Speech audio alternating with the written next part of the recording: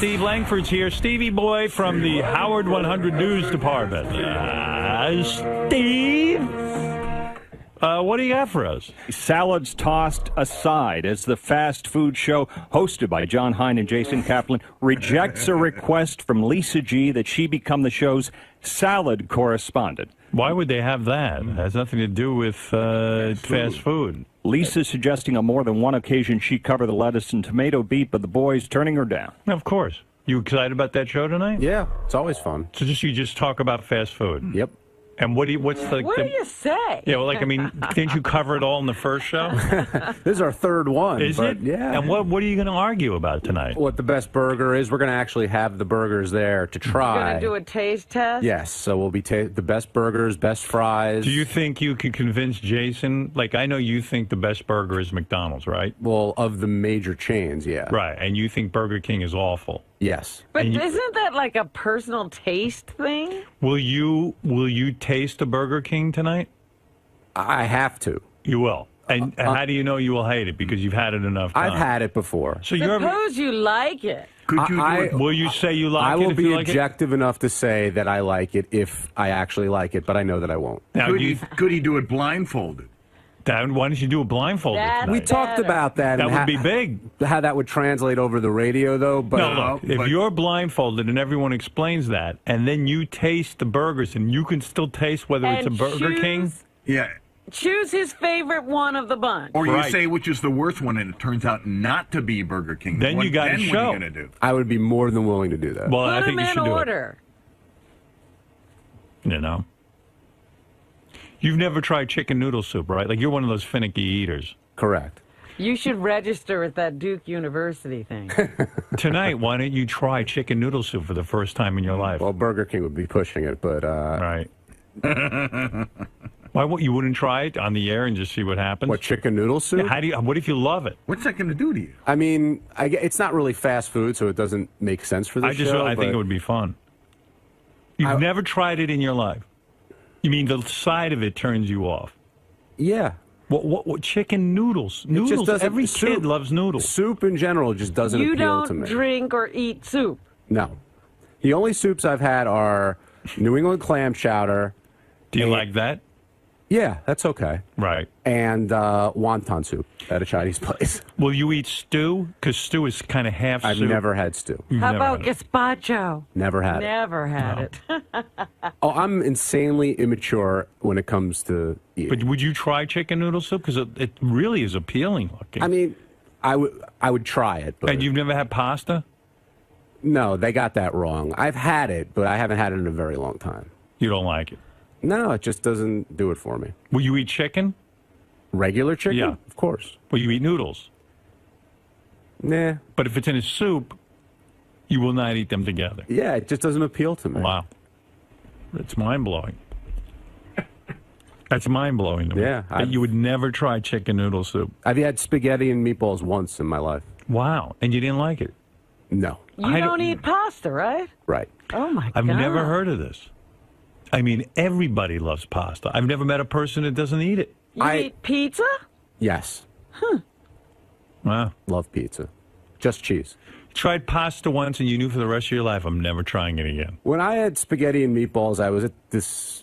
It's a long story, which isn't going to be Was it like from a can or something? No, we were visiting Florida, and my folks put us in some, like, weird daycare thing for the day. And so were you, like, raped during it? It felt like it. No, but I mean, like, did someone sexually assault you? No, someone forced me to eat it. I said I didn't want to eat it, and she literally forced me to eat it, and I've never forgotten that. Wow. And I think that has something to do with it.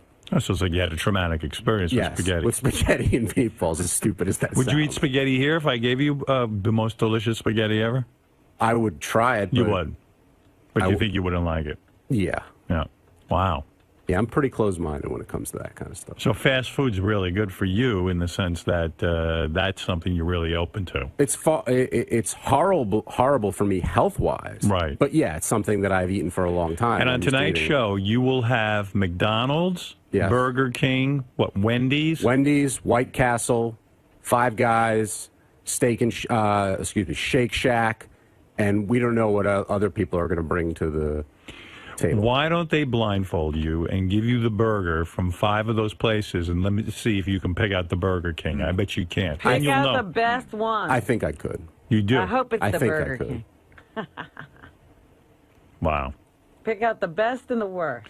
So you were somewhere where they forced you to eat spaghetti and meatballs. Yes. Like, what do you mean they forced? Like they pushed your face? I into said them? I didn't want it. She said, yes, you're going to eat it. I said, no, I'm not. She said, yes, you are, and made me eat. She stood there while held you- my neck and made me eat the spaghetti. Wow. How old were you? I must have been 6, 7 years Wow. old. Who knew? I can't imagine not eating spaghetti.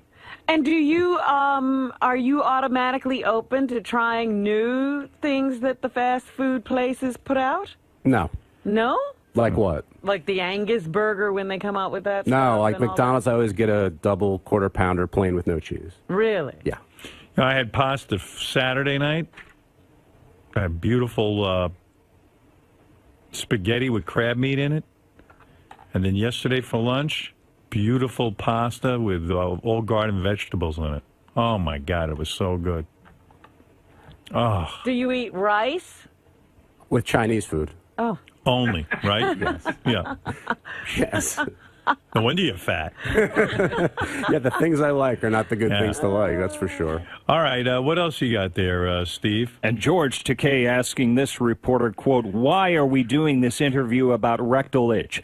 The now legendary Howard 100 News special about that very guilty pleasure coming up during dinner the other night. The news department then providing a copy of the 2006 special to Takei, who freely admits he too has rectal itch. He does? Yes. Do you have rectal itch? Sure. I don't. Once I started using baby wipes and stuff, I don't have any itching. And I only use a very limited... I only poke back there. I don't even wipe that hard. By the way, are you careful with your baby wipes? Do you flush them? I only get the flushable kind. No, okay. Chlorine-free, flushable, very environmentally sound. Because that could be a problem. Wow. I know. That could clog up your cesspool. Yeah. Yep. No.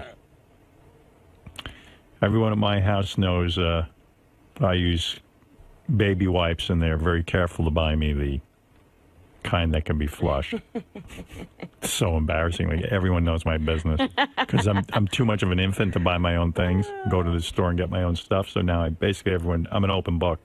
Everybody has to know all of your embarrassing Everything. secrets. Yeah. I don't even buy my own rubbers. You know, my scumbags or whatever you call them. Condoms. Laura does that for me.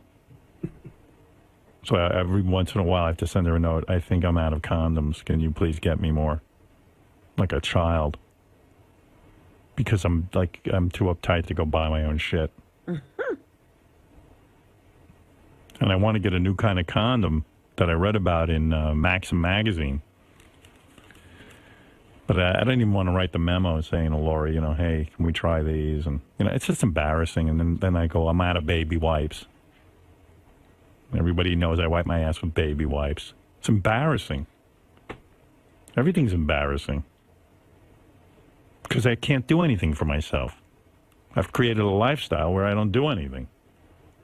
I just sit there and wait for everyone to do something for me. Even my psychiatrist said it was weird.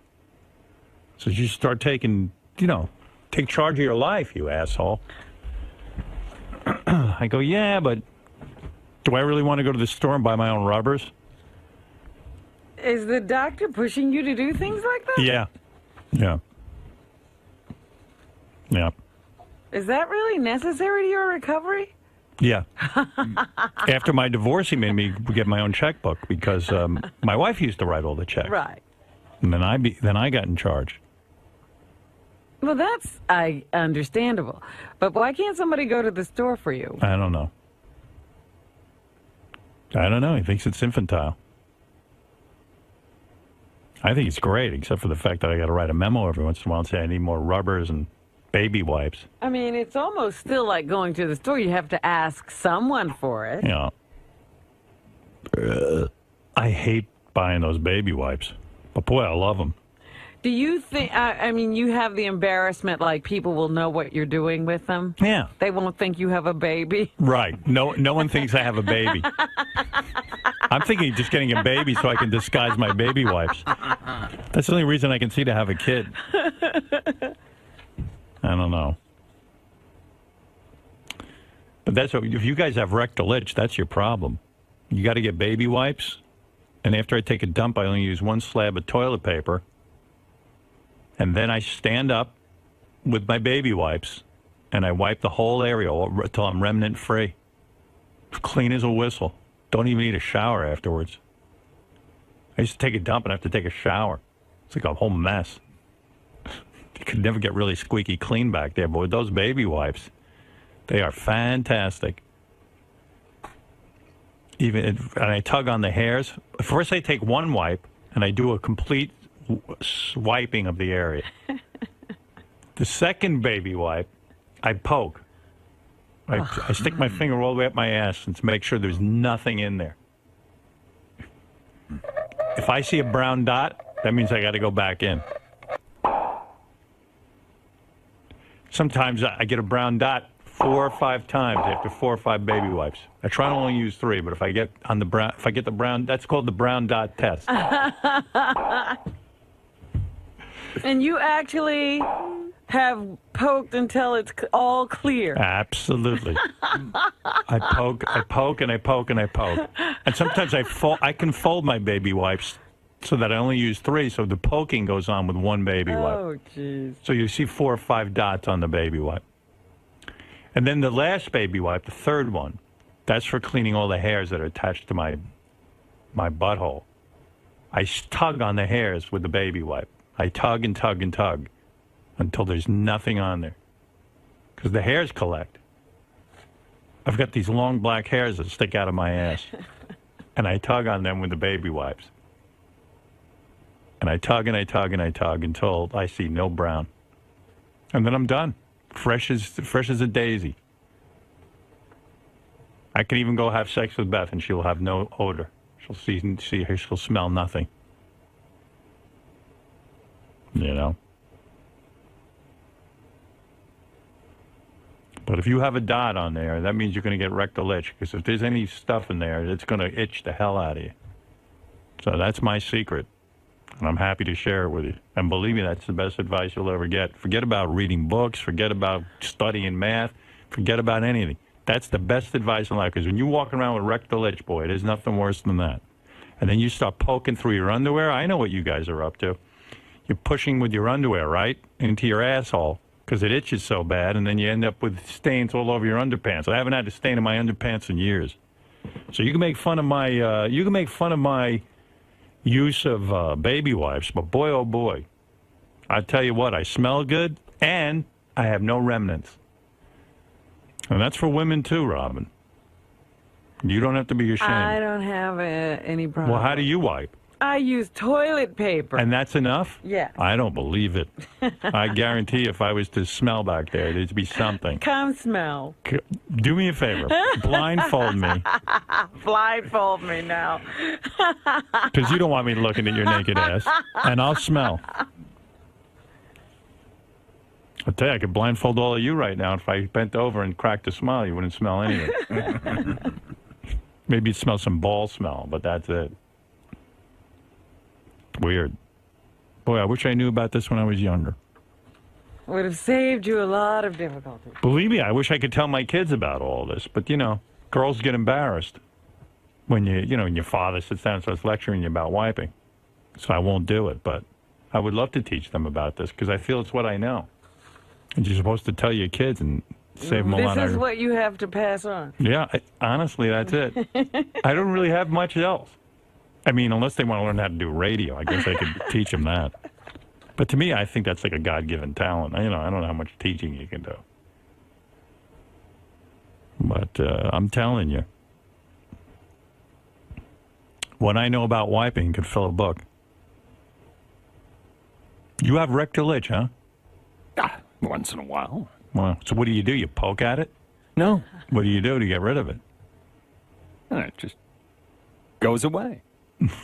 No, it doesn't. It doesn't go away on its own. Sometimes it's so bad. What do you do? What do you think the rectal itch is caused by? Don't you have to clean up? Yeah, it means you left some remnants in there. This is obviously one of the reasons why we did a Howard 100 News special 4 years ago, so that Americans could learn great things about this. We had a doctor on, Dr. what did he Neil say? Schwartz, and he, well, it's been 4 years, but he basically, I think he talked about having exams. Exams? You know, to see if... what was going on up there. Yeah, well, that's what happens. You develop hemorrhoids from all that. Like Robin says she wipes with paper. I don't see how paper gets you clean. You still have remnants. If I have a situation, I will get in the shower. Well, let's say you're here at work. I don't do it here at work. Well, okay. Let's say you're somewhere where there's no shower available or you don't have the time to shower. You walk around with rectal itch? No. But there's a little stinky. No. Little stinky back there. No. And you just use dry Usually paper. paper does the trick. Wow. I can't even believe what you're saying. And you don't have hemorrhoids? Dogs don't use... I know, but you're not a dog. Yeah, the dogs scoot on the carpet. No, they don't. My dog I got to wipe sometimes. Well, your dog probably, I don't know, can't I don't know. do what... Right, they can't lick. Yeah. You don't even wet the paper down? No. Wow. Impressive. That first piece of dry paper, though, must be filled with everything. I mean, that's a major piece of paper. Did you ever have the paper? Well, what does your wet wipe look like? Oh, my God. It looks like a Rorschach test. I saw a picture of Jesus. What, are you kidding? What does it look like? It's a mess. The second one isn't so bad. It's just polka dots. It's very nice, actually. Wow. You mean you sometimes wipe, when you're in a relationship with a guy, do you ever wipe with paper and then get into bed and then share your bed with a guy and make love to him? No, I would shower before that. That would be crazy. I'm right at home. There's a shower. I don't know. There. Wow. I wonder what happens. I'm telling you what happens. Anything else, Steve? 7 p.m. tonight on Howard 101, The Fast Food Show. Then at midnight, Greg Fitzsimmons. Stern News, 877-H100-TIP or email howard100news at SiriusXM.com. Thank you. Yeah, Greg Fitzsimmons sent me a letter, an email over the weekend. I didn't even realize I gave him my email.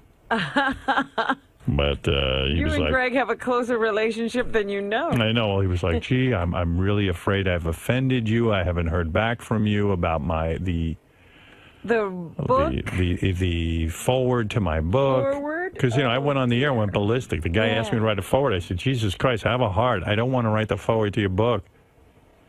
So I wrote him back. I go, Greg, I didn't know I was supposed to write you back.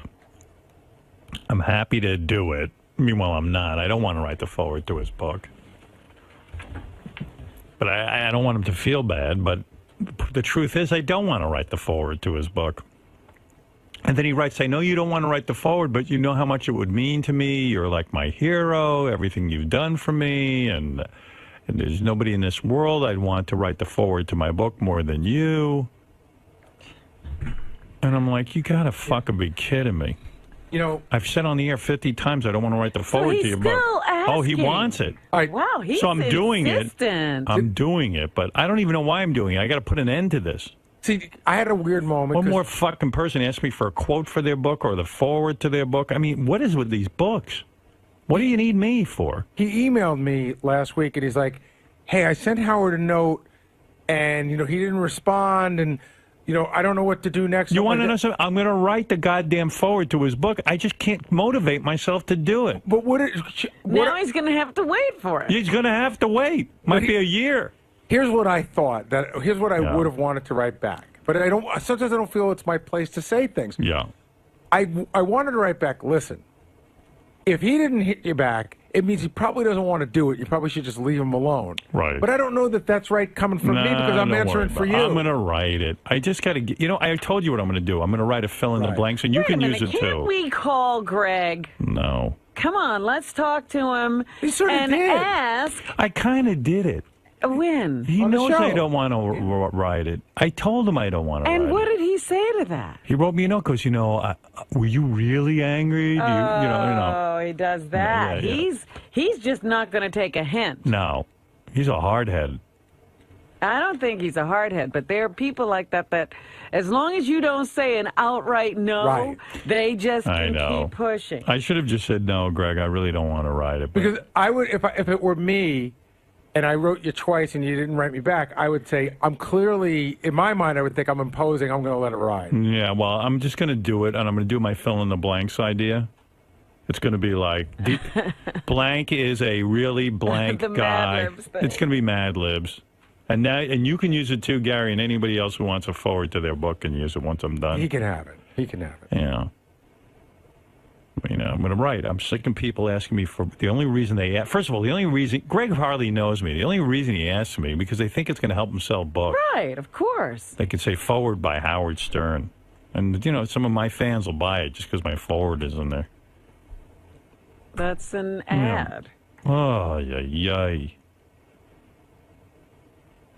And I don't know. I don't see anybody else writing a forward to anybody's book. Only me. I'm a sucker.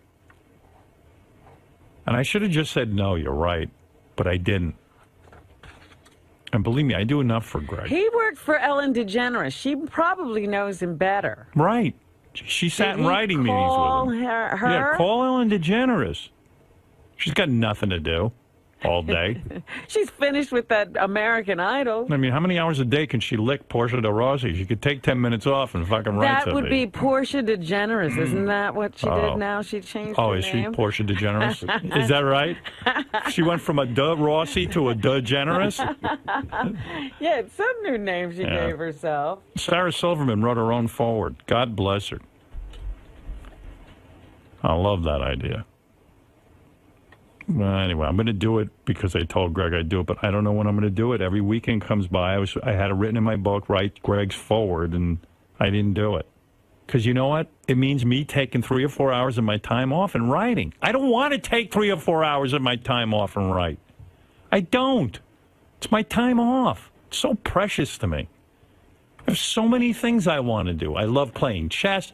All of a sudden I go, well, oh, gee, I'll skip my chess game and write Greg's forward? I don't want to. I like Greg. He's a nice guy and everything, but I don't even know him that well. I don't know. I think I've done enough for him.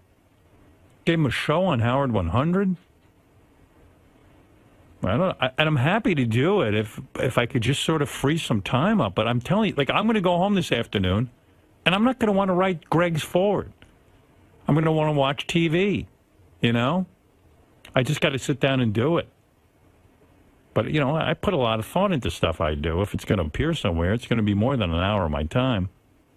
Oh.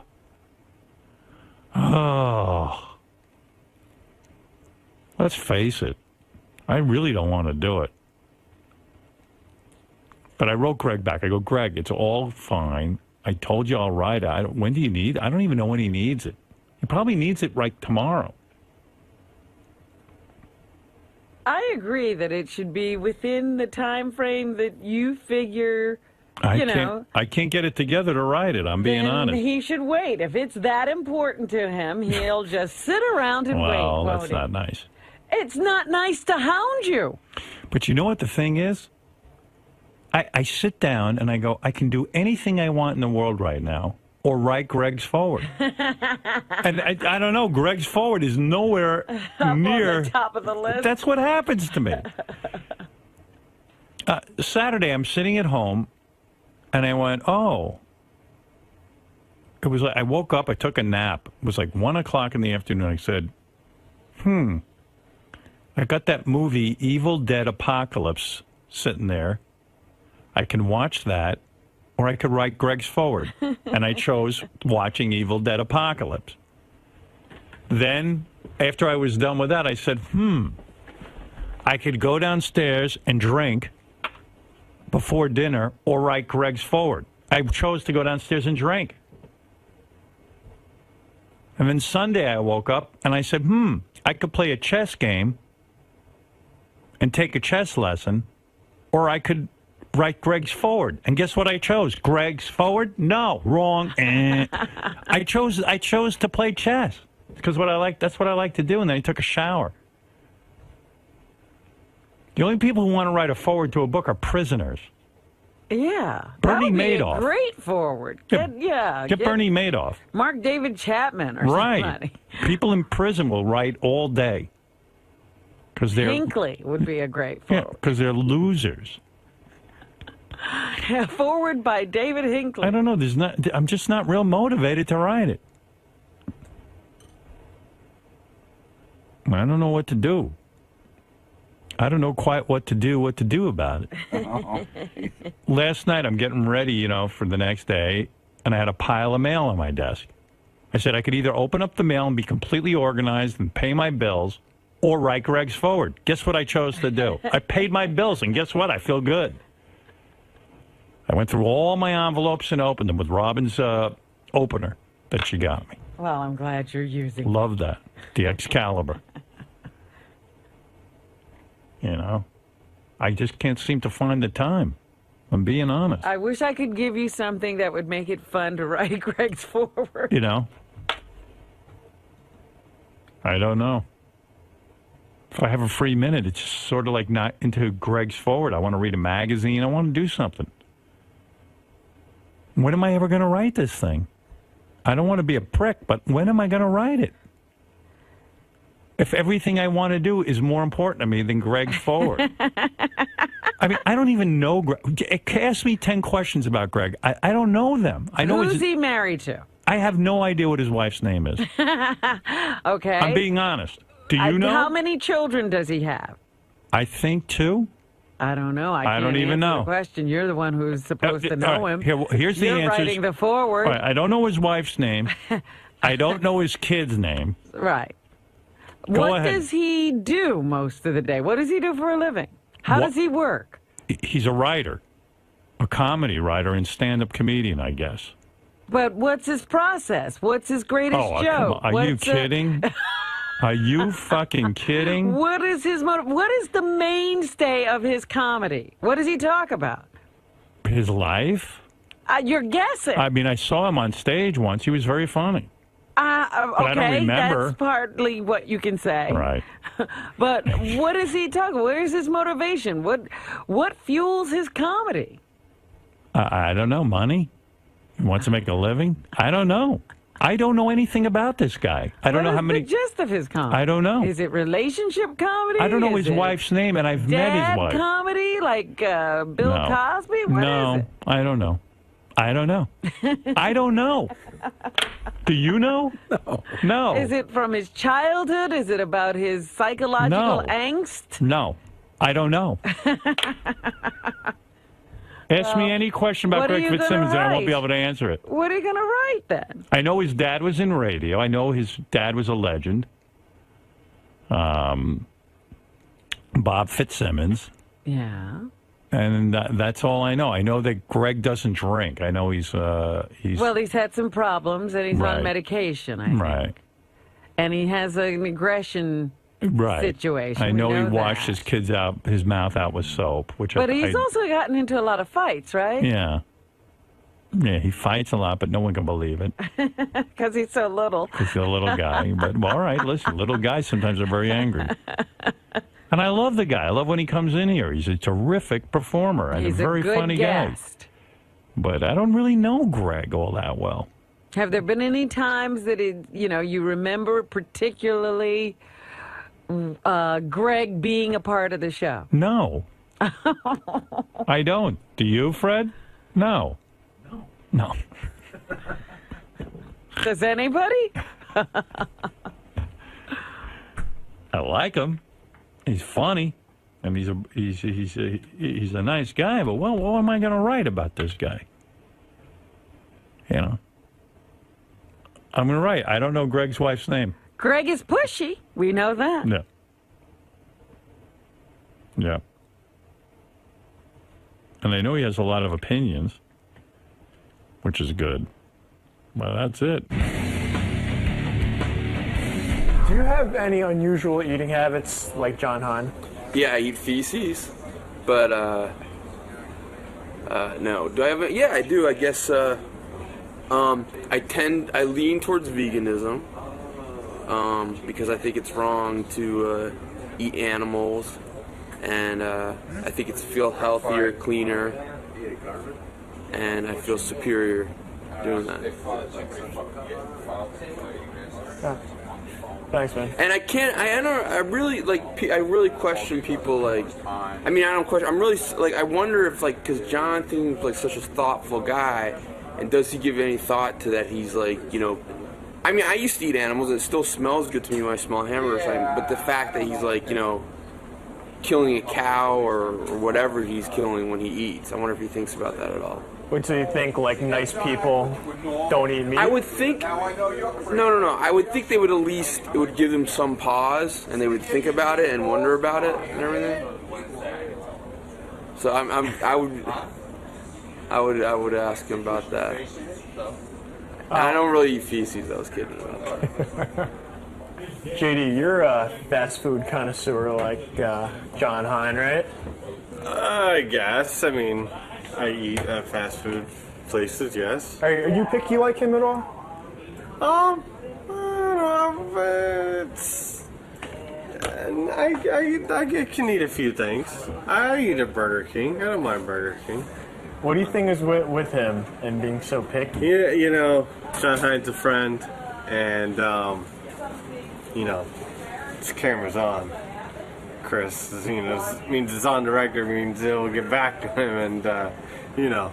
Just be honest. I don't want to be on John Hein's bad side. That's a bad side to be on. So, what was the question? What do you think of him being? I think he's fine. I think he's perfectly normal. Maybe a little crazy. Have you ever been out with him and him being so picky is like ruined plans? Or? I mean, I've seen he's very specific with his order at Wendy's, and you know, he knows what he wants, and he gets it. He likes what he likes. He likes what he likes. Hey, exactly. Jason, do you have any unusual eating habits like John Hein? What things? No, I'm the opposite of what John has. I will not. I will eat anything. I will put it in front of me. I mean, obviously there are things I like more than other things, but I'm trying to think if there's like one normal food. I'm not big on soup like John. Like John doesn't eat soup at all. I'm not big on soup, although I do like cream soups, like cream of mushroom. So, or New England clam chowder or gazpacho. I guess I do like soups. I'm trying to think what I don't like. I mean, besides like obvious stuff like liver or something like really gross. Nah, I say put it in front of me and I'll eat it. I have preferences, obviously stuff I like more than other things, but and we'll talk about this on Fast Food Show, or depending on when you're watching this, we already talked about this on the Fast Food Show, where I don't even think John's opinion should count because half the fun of different fast food places are the condiments and stuff they put on the burger. You know, does it come with pickles and lettuce? Does it come with their special sauce? Does it come with mayo or spicy mayo? And he's just missing the whole experience. I mean, it's just bullshit if you ask me. He's eating bread and meat, not even cheese. So, you know, it's bullshit. Will, are you a picky eater like John Hein? No. Absolutely not. I'm pretty open to eating things. I don't like fish really, but that's about it. I think he's a big baby. He always gets his way because he refuses to eat anything but burgers or fries. It's kind of gross, actually. Have you experienced like going out with them and running into an issue like that? Yeah. A couple months ago, we went to a restaurant. We were planning to go to this nice Italian restaurant. It was Gary, Jason, myself, and John. And John refused to go, so of course we had to go to the bar and get burgers and fries because he refuses to eat pasta or, I don't know, Italian restaurant? I mean, you can't eat at an Italian restaurant. That's pretty sad, right? Does John Hein look like a picky eater to you? Yeah. Yeah, he looks like he picks everything up and eats it. That's picky eater with John Hein. Picky eater. Give me a break. Doesn't like pasta. Had spaghetti and meatballs only one time. He's a weirdo. You drive home with this guy? Yeah. It's pretty bad. I mean, I don't know. I mean, John Hein shouldn't be doing a fast food show. He should be doing a show like on nutrition, how to lose weight, you know, or doing a show about people shaped like bowling pins. I think there's only like 15 people in the world that have bodies like John Hein. That's a good show. picking up hamburgers and eating them. I mean, give me what are they gonna do a show about next week? Shoelaces and belt buckles? It's just ridiculous. Are you picky about food? Nah, I'll eat just about anything. I don't like crazy shit. Like my dad eats like goat's heads. He used to pick snails right off the rocks and eat them in Italy. My dad will eat anything. Tripe, it's just disgusting. You ever have tripe? No. Tripe is like meat in the form of a fart with marinara. It's a fart in the form of meat with marinara sauce. It's horrible. Awful. If you like took a piece of meat in a pot, took a piss in it, and then like took a 6-hour jog, took off your underwear and wringed it out into the pot, that would taste better than tripe. Horrible stuff. We should get John Hein to eat some tripe tonight on the show. That would be an interesting show. Getting a fatso to eat a burger to see what's better than the other, it's a weak premise. Get some tripe in there, get some goat's heads in there, get some snails in there. Then we'll talk. Then we'll see what a picky eater is. Not that shit. John, so you surprised everyone with telling them what you hold on. John, so you surprised everyone with telling them what you will and will not eat. What's with that, man? I've got extremely immature, weird food eating habits. I always have. And you would think I'd be like as skinny as 𝗦𝗵cie, but I'm not, because the stuff I like isn't very good for you. But yeah, I've got, like everybody else has their quirks around here. It took them 4.5 years to figure out what one of mine is. Do you ever run into a problem with any of the guys here where you guys go out for dinner and plans have to change because of you?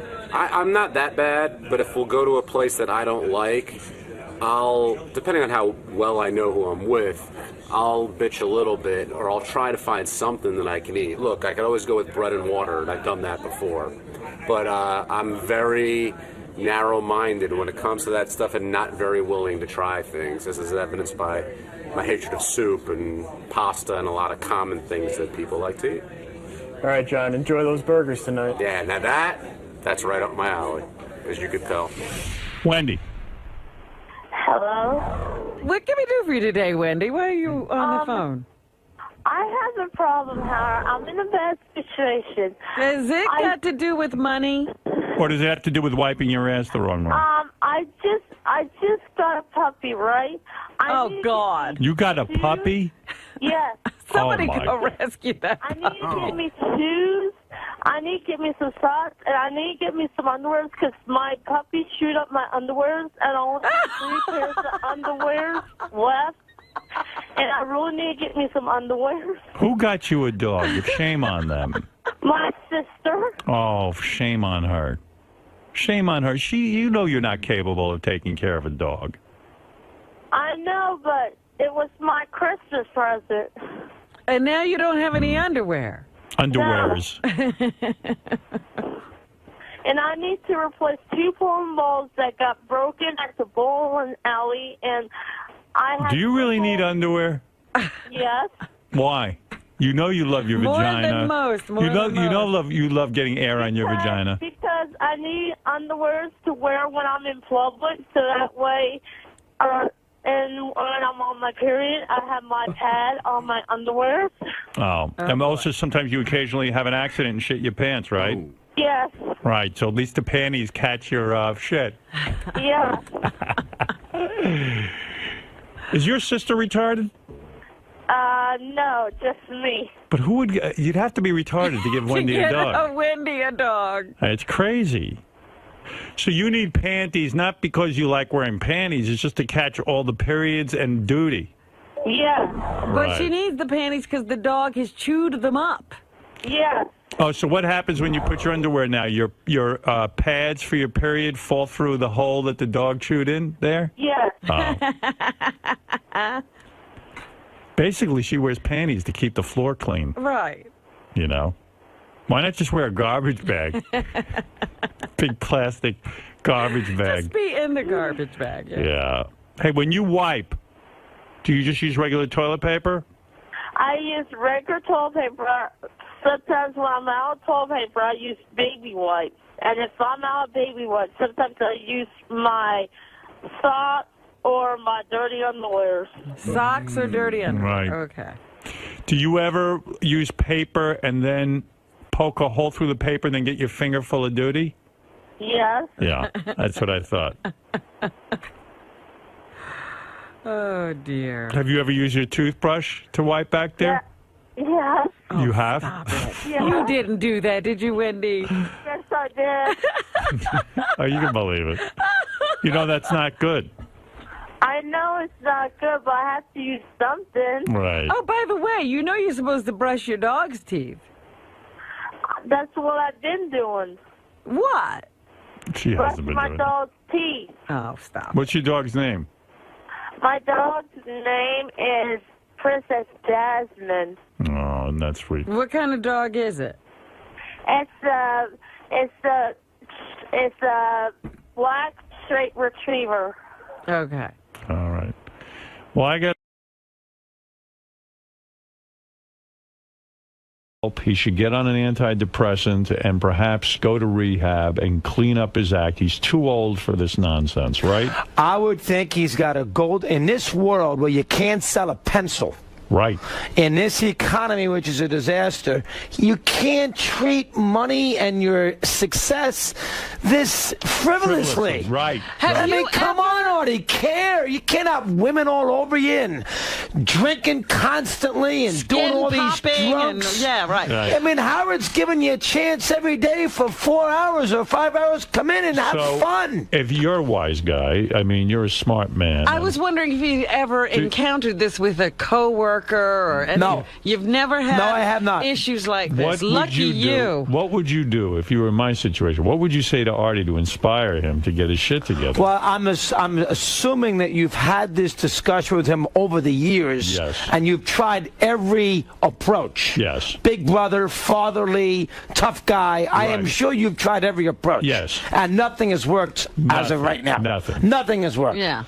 So has there been periods where he has been for months at a time in pretty good shape? I can't tell. I don't know anymore. I used to think he was fine, but then I read his book and read the articles, and it turns out he fools me. Were you surprised how bad that article was in the Rolling Stone? No, because really that is like Artie's book. It really is that dark and dire, and he has this life. I thought the reporter actually captured a lot of the sadness that is Artie's life. Well, the thing that's sad about it, though, is that Artie doesn't have the ability to cover it up anymore. Right. You know, that even a reporter, you know, like you'd think you'd want to dress yourself up for a Rolling Stone article, and he can't. I mean, he's got the cigarettes, he's got the big gut hanging out, he's got the pizza boxes. I mean, Artie! He's too old. This is ridiculous. Time to grow up. You're not John Belushi. Yeah, that would be my first take. I mean, it's almost like he thinks he's John Belushi and he's going to lead this path like Do you Belushi. know that Artie has a picture of John Belushi over his bed, that this is his Was hero? that not story? I think it may have been, wasn't it? It wasn't, but that is the truth. I'm telling you something you don't know. He's and he's got Howard. He's got a lot going. He's got a lot going on. Of course. This is not. He's got talent. Don't waste it. Have you ever done drugs yourself? We discussed this last time. So you know that you have fallen. You have not that kind of drugs. No. Now, don't get me to the level that he's at. You smoke some weed. I mean, come on. I'm a college kid. We've gone through this. Right. So you hand me a joint in that situation. We found out you I'm not gonna pay masturbate. We you found up. out a lot of things about you. We found out a lot about you. And what a life this man has led here in the last 5 months. Oh, he really? got married and he had. I mean, nobody knew Howard. Nobody knew. Nobody knew what. Well, yeah, I saw the big stories. Your wife with the running in November and the front page of the news.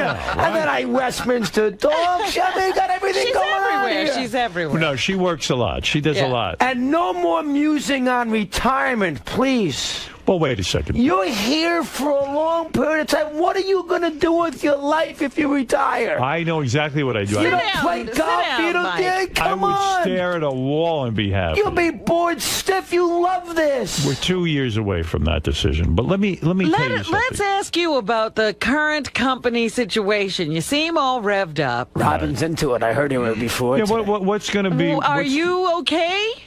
Here's all I can tell you on my end, and I heard you guys discussing this at 6 o'clock today. Right.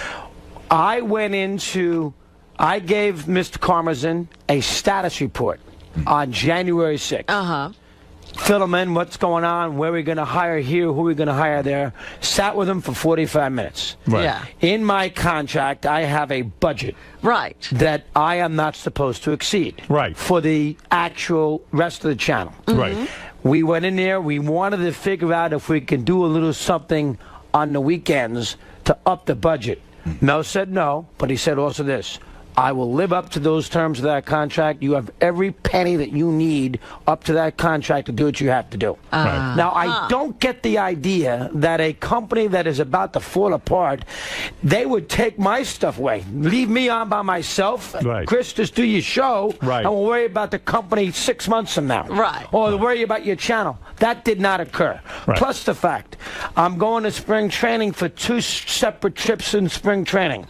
In my contract, I got they had to fly me first class, which is fair. Right. And they got to set hotels, nice hotels. You're not sharing Mel rooms? signs off a problem. No Motel 6, let's put it that way. And Mel signs off a problem. I don't get the impression that we're about to fall apart. I discussed this on the air today. What people have to understand is that this company actually is a very big growth company. The problem is they have tremendous debt. Do you know to start satellite, you got to put satellites up in the sky. Those cost $500 million a piece. Right. Then you've got to pay for programming. We're not like Comcast that just rebroadcasts other people's other programming. signals. We have to generate programming. We have to put up satellites. We have to create the hardware so that people can pick up the signals.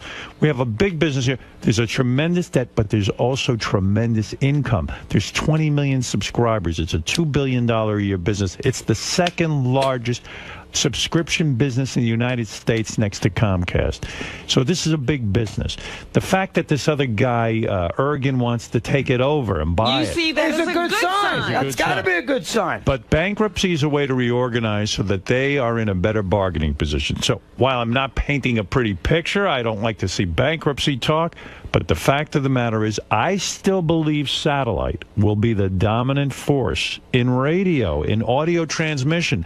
You wait and see. This is the infancy. We're here at the birth. There you and go, let me Howard. tell you something. Baby. Let me tell you something. It will be successful. You'll look back on these years and go, I remember when everyone was talking bankruptcy, and now look at it. Yeah, but I try to look at both sides. Now, Mel said something very interesting to you. He said, I will honor the contract. He's speaking for the company. He's speaking for the company. Wait, he's going to pay him personally? No. What I'm saying is, Mel's saying as long as I'm CEO, you can count on things. But I may not be CEO. If you can't count on Mel, you're in trouble. And you also have him here. Right. You have Howard here. Yes. So if Howard is this optimistic, they're not going to let Howard go. You have to feel if you're working here. You got to have something else here. You have to feel this positive element because Howard believes in it. Chris, what if you just signed a $3 million contract for yourself personally, $3 million a year. It's very, very lucrative. What if the new owner comes in, let's say he's successful, although I don't think he will be. But you never know. And God bless whoever is. Restructures my contract. Says he wants to open up the contract and give you less money. Will you buckle, or will you go back to terrestrial radio? I will not go to terrestrial radio. Go ahead. You like it here. I will not do that. Really? And I hired all these guys. Right. Charlotte, I have a morning guy. Gary Williams does a great job. I have an overnight guy I put in San Francisco, Larry Kruger. I can't just bail out and leave these guys to hang it. A lot of these guys took this job. Because of you. Well, because of the idea of it, too. You know, free radio, do what I want. I mean, I'm available. I can do the kind of show I want to do. I can't bail out on them. How is your show going now? Very, very good. Did you curse yet? Have you used No, I have any not foul cursed. I let the callers do it occasionally. You do? Yes. If they curse, you don't hang up on them? I do not. You allow it? I absolutely allow it. It's almost funny But to me. I don't go in that direction. Why Here is for that? you. Here for you. I'll throw you a little bone occasionally. and I'll say that to Artie, and we'll talk about that last time and you made me curse. Now, but overall, I won't. Okay, let's talk about something serious now. You broke up with your partner for many years. Right. Chris, Mike Francesco. Mike Francesco. Whatever the fuck his name is. And I will curse when I say his name. What do you think now? How has Mike done, now that we've had some time for him to be alone on terrestrial radio? What are his ratings like? I have no idea, and I want you to be honest. Don't sugarcoat it. Right. Is he doing worse without you? You know what? It depends who you ask. I mean, their ratings from an FAN perspective seem to be the same. No. Come on. I'm not a rating. Turkey with me now, and don't bullshit. I have spoken to some other people at 1050 ESPN that said they've gotten murdered in certain parts of the tri-state area. Jersey, for instance. And if you notice, ESPN, they move their show afternoon his sports ratings talk down, or are they up? I swear I don't know that example. You do know the answer. I don't, Howard. It's not true. I swear on it, I wouldn't lie to you. You've never said to anybody. I would not lie to you. When I come in here and lie to Howard, I know it doesn't do any good to lie. The thing I'm trying to prove here is there was always a question: who needed who more? Right. Did Mike Francesco need you, or did you need him? Now, if his ratings are down and you're making $3 million a year, sounds like you win. You're the winner and he's the loser. But can you quantify his success other than money? It's an intangible. Well, we know ratings. Where are the ratings, Gary? Does anybody know? I don't have the ratings in front of me. Plus, Howard, there's that new system. There's that new system, that PPM, that personal meter What does the new system say? It's every 10 minutes. He sounds like me, Howard. It's a different situation. When I used to work there, it's not a diary. Stop it. You check it. You know. Howard, I know you think I do. You swear now on the life of your children you don't know what Mike's ratings are. Have you listened to him or have you watched him? I have not done either of those two things. Really? And you swear on the life of your children? I swear on the life. I have 4 of them, 10 and under. Go ahead. I swear I have not checked Mike's ratings. On the life of your children? I can't give you a better one than that. Timmy, Kira, Colin, and Patrick. Nobody comes up to you and says, "Did you hear what happened?" I hear the quality of the show. Yes. He misses the energy. He does this. He does that. And I miss some things about Mike, too. It goes both ways. Right. So I've heard that. But as far as, Chris, did you see or did you look at this, that this rating was 10% less than when you were there or in this particular demographic? Got it. Okay, here we go. Now you're going to find out your answer. Aren't you curious? You're curious. Do you know the answer? I do not. But Gary does. Gary seems to have the info. Does Gary have the answer? Okay, this is Jason just found this online. Here are the latest Arbitron QM results for November 2008. WFAN falls for 3rd consecutive month, and they talk about that they're down from a 175, 200,000 to 166, so they're down a little bit. Now, you're talking about overall rating or the His show? time afternoon or the one? Well, here's what it says: WFAN share, which was 2.9 in July, while Dog was still around, and which dropped to 2.7 in September without the Mets and Dog, dropped to 2.4 during November. So that still, it seems, the station. Yeah. So we don't have a specific breakdown in We're the going to get there. Baba Booey's not the brightest. He's still reading. He's going Give him a chance, for Christ's sake. You're looking at Baba Booey's an Adelphi graduate. You know what? It doesn't have specific afternoon ratings. It's just saying that the station overall dropped. Tell Tim Sabian that I want to know the afternoon ratings. Tim doesn't know him. He's working on it. Yeah. That's right. I need it right away. Pronto. Or people will be fired. Why are you so wrapped up in that? Oh, come on. He loves this. I love it. What, you don't think I know how everyone's doing who tried to replace me? Yes. Well, that we know. That's everything. we just have to look at what we need to. What we got to do is look at the revenue we see with the. So, well, how about the other guy that we hired? What did the K-Rock? What was the David Roth? What a disaster that was. Are you kidding? He tried his best. And they put him on because that must have guessed. They're pining away for his ratings. They'd like to have him back. They were trying to get him back. But listen to me, and listen carefully. Let me talk about some other drama that's going on in your life. Oh, there's drama. Where is he getting this information from? Hold it. Drama. Hold it. All right, you don't want to talk ratings? I don't have the ratings. The data doesn't even have them. All right, we're going to get them for you. Sounds like, though, you're in good shape. It sounds like their ratings have dropped. There's been a little bit of a decrease. Good. Makes you happy. Why are you smiling? Too. Of course it does. Of course. You're jerking off right now. I got pride. Of course you do. Yes. Now, you have spoken to your former on-air partner twice since you left. Correct. All right. The first time you spoke to him was when? November 5th at the Joe Torre Safe at Home Foundation dinner in Chelsea Pier, New York. Okay. When you saw him, how was it between the two of you? Perfect. What do you mean by perfect? Like we talked about sports, we talked about the station. Right. Like long lost friends. Phenomenal. What happened the second time when you saw him? That was a little awkward. Why? Why would it become awkward? I saw Mike 2 Mondays ago at the Super Bowl. Did he ask to borrow money? No, he didn't. Because that can be very, very awkward. That was an awkward situation because we were both at an event to cover.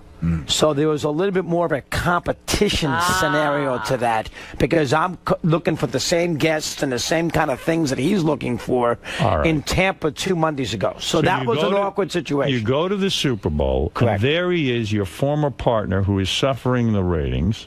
Well, he sees you there, and now he's competing for guests with you. So it's a tricky situation. All right, so here's what I've heard, and you tell me if it's true, because I'll get right into it, because I keep tabs on you. How do you... Just listen. He prepared for this, Robin. I know stuff. You go down to the Super Bowl. Right. And there's a thing called Radio Row. Correct. Okay. Radio Row is where all of the sports guys, big guys like yourself, stand there, and you wait to interview whoever comes through on the line. Yeah. There's a million stations all over America. Mike, your former partner, thinks he's such a big deal, thinks he's so good, that he decides he doesn't have to be at Radio Row, and he sets up a separate hotel room for himself where all the guests should come to him, and this way he aces guys out like you. And what happened? No one showed up to Mike's hotel room. Am I right or wrong? It's not. You're for the most part. You're correct. It wasn't a hotel room. It was a lobby of a hotel. And Mike did he have to come out of his ivory tower? Well, I had to walk 8 blocks to do the interviews if you want to go out with Mike. So you are smart. You say, listen, I'm not too big for anyone. I'll stand there in Radio Row, and I'm going to get my interviews, and I'm going to do a good job for my listeners. Your ex-partner thinks he's such a fucking big deal that he's going to stand in a hotel room 8 blocks away, and people are going to come to him like he's Jesus. Comment on that. Big mistake, right? That was a mistake. Big mistake. Yeah, you can't put what the motivation was. I mean, maybe Mike just felt that, with me there, I got the NFL radio network there, too, from Sirius. Right. Maybe he felt that would be an uncompromising situation. But as you say, in that situation, the big spots are not going to walk 8 blocks to do a 15-minute interview on Is it fair to say that Mike made a power play and completely failed? Power play might be a little too strong, but I had 56 guests that week. Mike had 26 guests that week. And isn't it true? Let's get into some more gossip here, and I'm going to air all the dirty laundry. Isn't it true that Mike's big thing was he was always had a personal relationship with Bill Parcells? Him and Bill Parcells, super tight. Bill Parcells, my best friend, like you had nothing to do with anything. And isn't it true, Bill Parcells gave you an interview and didn't do an interview with Mike? How did you know that? How do I know it? Because I follow everything that goes on here. Was it Howard listening to some Super Bowl talk? He's got a satellite on his head tracking. He liked Arizona plus the 7. That's why Mike... You irritate the shit out of him. You got Bill Parcells. His so-called good friend, Bill Parcells, didn't even do an interview with him. That was a little dicey. I didn't understand that either myself, but I did get Parcells on Friday at 5:35. So Friday before the Super Bowl, right. Bill's sitting there for 15 minutes Friday at 5:35. With you. Well, that was a very... Now, he was doing it because he was promoting Gatorade. Right. So it's not like he just said, I'm going to do Chris Russo today. He was there for a reason, to promote a product. Right. But the 2 channels that he did, you'd be proud of this, was only Sirius. He did the NFL channel on 124, and he did us on 123. Did you Nothing else. Have you heard that your old partner Mike is out of his mind over this? This is an embarrassment. That I did not hear. It's an embarrassment. Where did you hear that? Gary, have we heard that? I hadn't heard that. Me neither. I just made that up. But what I did want to say is... what I did hear. What? Isn't it true Mike's wife has offered herself to you? No, come on. Am I right? Howard. Do you think at this point Mike's wife wants to have sex with you more than he does? Come on, tell the truth. No. Come on. She does. Don't say that. Did you ever want to have sex with Mike's wife? Yeah. Oh, I can't answer that question. Go ahead. What do you have? I was a big listener of the show on terrestrial radio. The thing about the Parcells story that I find interesting, wasn't one of your biggest on-air fights that you guys had over Parcells? I heard you guys had a fight where you didn't talk to each other for months. A long time, 96. Yeah, but it was over Bill Parcells. Part of it. And then I had a big fight with Parcells, too, so we've made up. Why did you have a fight over Bill Parcells? It's almost like ridiculous. Because Bill left the Patriots after the 96 Super Bowl when he had a year left in his contract. Right. He did a bad job with it. He didn't like the owner, Bob Kraft. Right. So as a result, he wanted to go to the Jets. And I thought Bill did a terrible job of not living up to his contract. And you were vocal about it. And I was vocal. Mike took the other argument. He hates Kraft. Why can't he leave? He did a good job there. So we had this split. I say, Bill, you can't leave. You got to live up to your contract. And Bill had a history of doing that because he did the same thing with the Giants. Right. And Mike went the other way. You know what? He gave him his life. Da-da-da-da-dee-dee. And so that was a major problem. You felt the reason you got so upset was not because of Mike's opinion, but Mike was really defending a guy who was a person he thought was his personal friend. So, in other words, it was a tricky situation because you can't. But he wasn't being a true broadcaster. He wasn't telling the truth. Is why you got upset, right? No wonder he's pretty smart. I have to admit. In other words, you're saying you felt he was doing a cover-up. Oh, that was 12 years ago too. But Howard, that was a legendary fight. You guys didn't talk to each other off the air for a long time. That was a rough one. Is that 5-6 uncomfortable months. when you God, can you do a talk show? How about if you and Robin hated each other so much or got into a bed and you didn't talk? We do. Did you hear that? But you still talk. You do a show together. There was a couple of times where Robin clammed up on me, though, right? There was one extended period. Yes. What, a week, a month? No, it was a good couple of months, right? Couple of months. Yeah. That's right. And how did you soothe it out? How'd you smooth it over? I banged her so hard she loved me. It was a sexual tension. I had to say stop. That broke the silence. I love this guy. Give me 5. Give me 5. Give me 5. 10, you motherfucker. Get over so here. that was I'm going to hug you. That was a very tricky situation at that Super Bowl. And after all of that, Parcells still goes to you. Isn't that funny?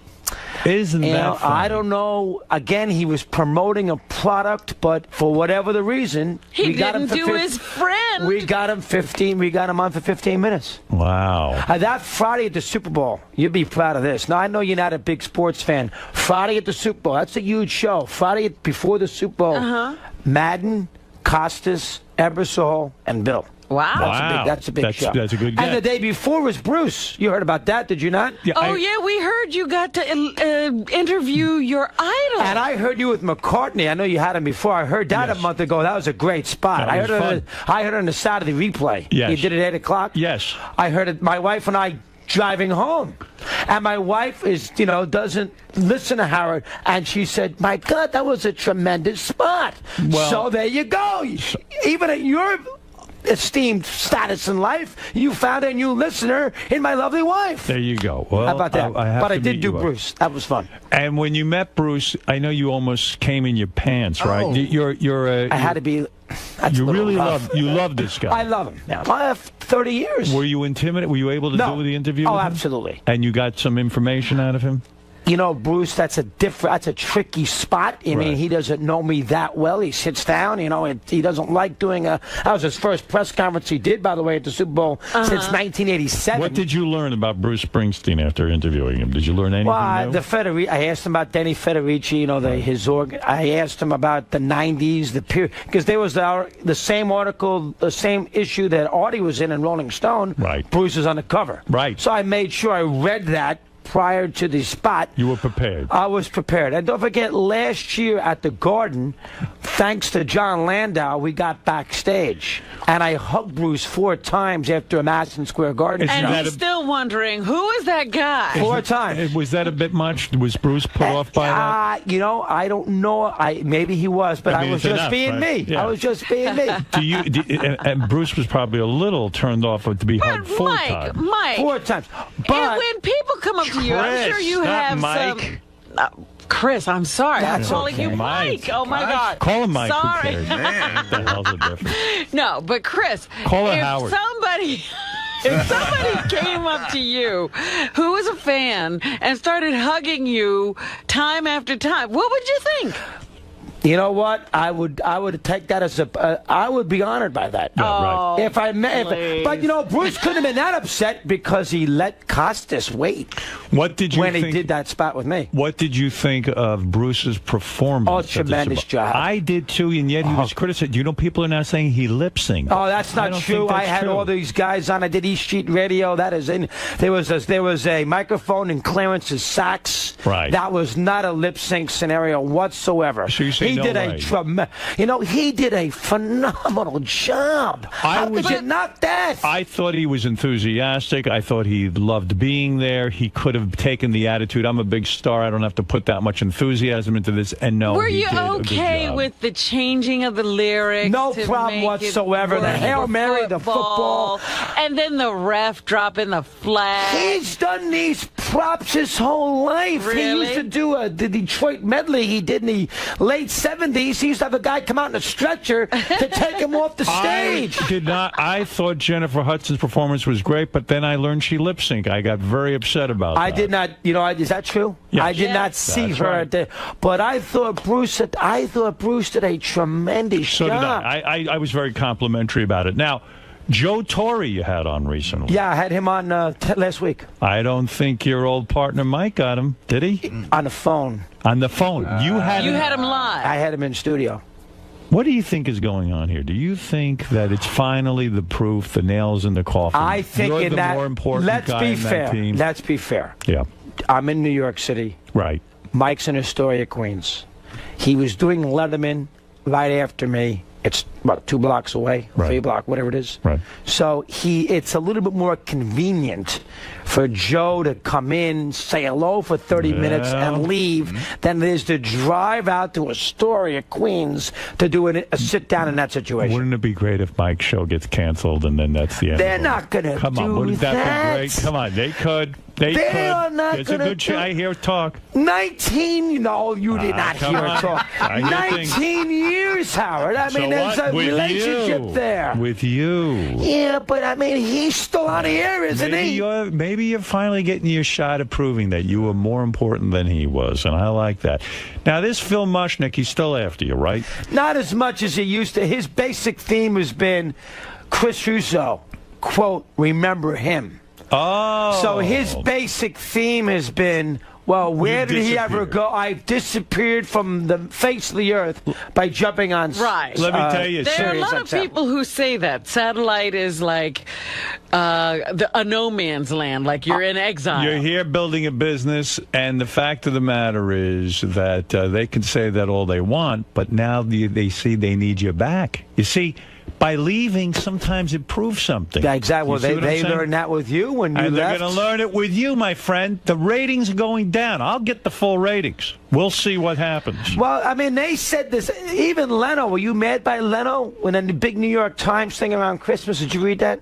Leno could say what he wants. And Leno said, where did Howard go? Because where can he... First of all, Leno wants to attack me because I attack him every day. I didn't realize he's that. a piece of shit. Oh, I didn't know this. He's a so this is new. motherfucker, bland, doesn't take a stand on anything, asshole. And the only guy he ever criticizes is me. That's where that comes from. Of course. Oh, I didn't know that. I'm learning something. See? Where did Howard go? Howard went to build a business. And guess what? It's going to succeed.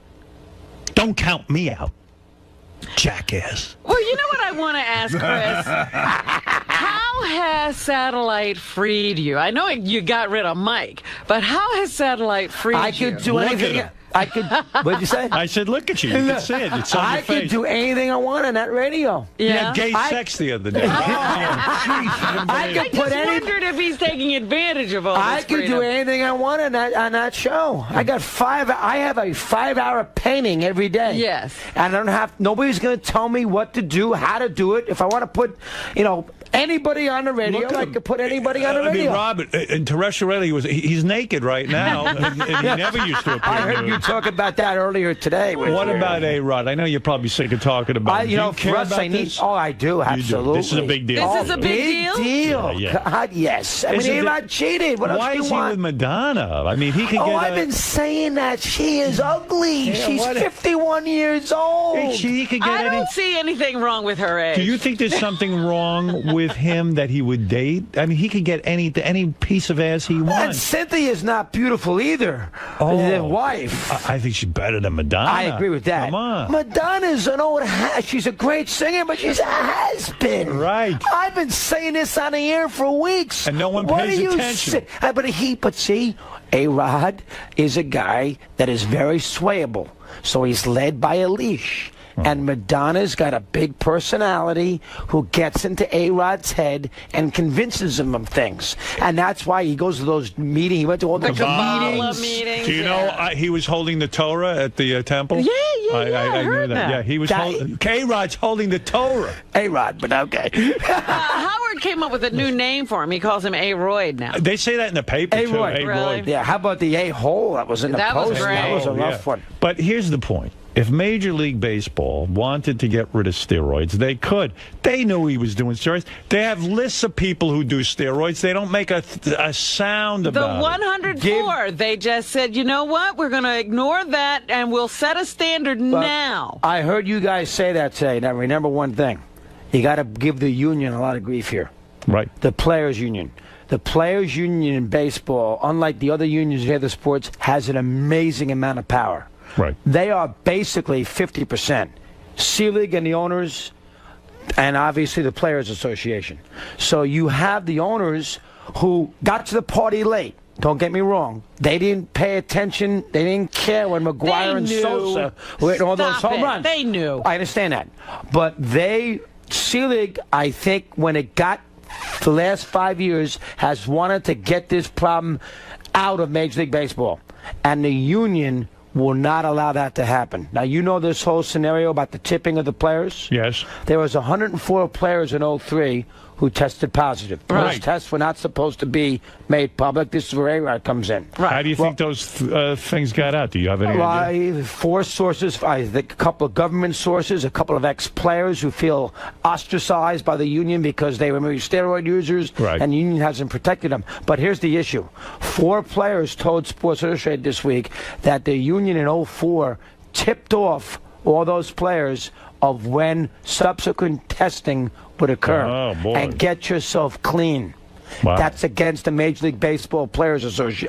That's against the MLB agreement. Right. So you have a union in 04 that doesn't want players to get nabbed with steroids, and there was going to be random testing, so they tipped the players off. Right. Well, That's I thought it was interesting that A-Rod, the first thing he said after the story broke was talk to the players' union. Right. That's He a did perfect not example. say talk to my Good job, people. Robin's on top Robin of it. knows something. Yes, Good that's job, true. Robin. That's exactly right. So here's the thing.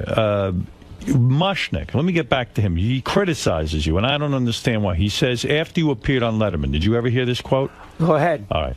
Chris Russo was invited on David Letterman, not as a talent, but as a forced and freakish cackling clown. Oh, really? Listen to this. Wow. When was this? What date? Do you have a date? September 2008.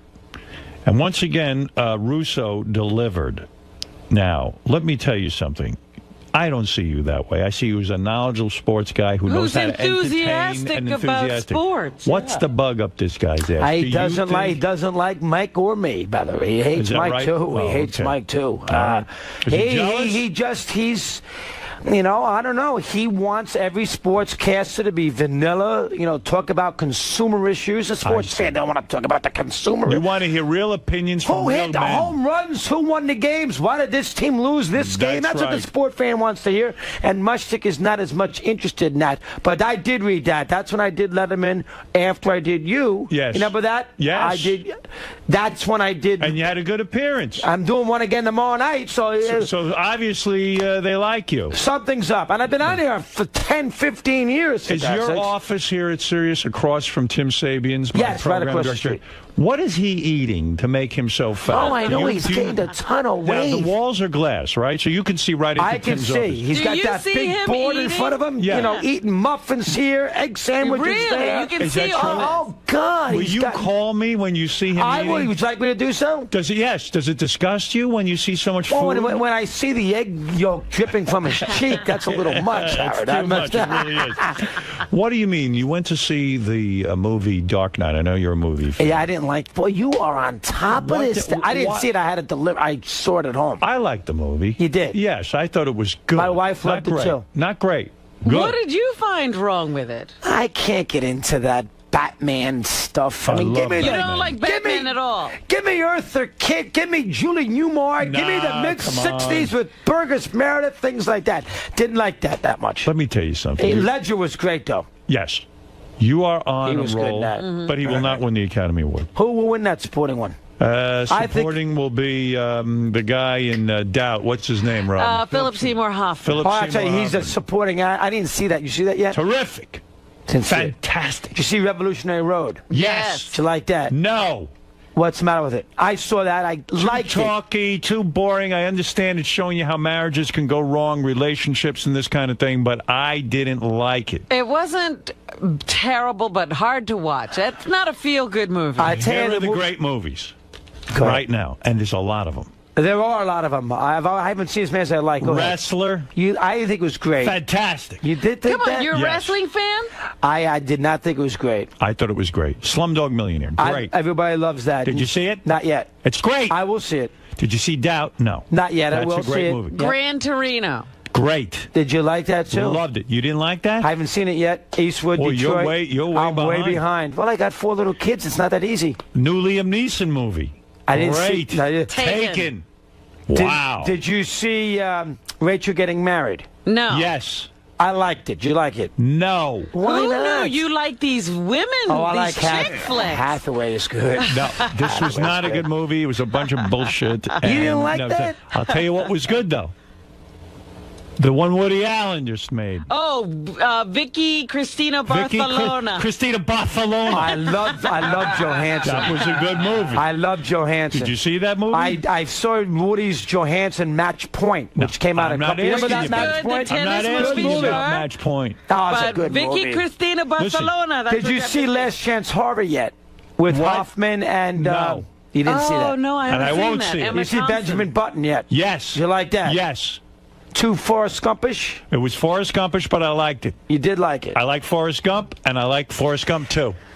Well, this guy wasn't retarded. I That was thought what was Rourke different. was great in The Wrestler. Wrestler. But I Because- thought the movie was a little too predictable at the end. And you the know, he best couldn't- one, the best actor award will go to Sean Penn for Milk. Did you see that? Not yet. I will. You were upset with a gay theme movie? No, no Are you problem afraid with to see Sean Penn kiss another man? I heard Anal it was, fisting? I heard there's a couple themes in there you got to deal with, Yeah. but I have no problem with it. He's I heard he very was great. strong. You It's a see great Forrest movie. Nixon? Yes. Like that too? Fantastic. I hear he was the best.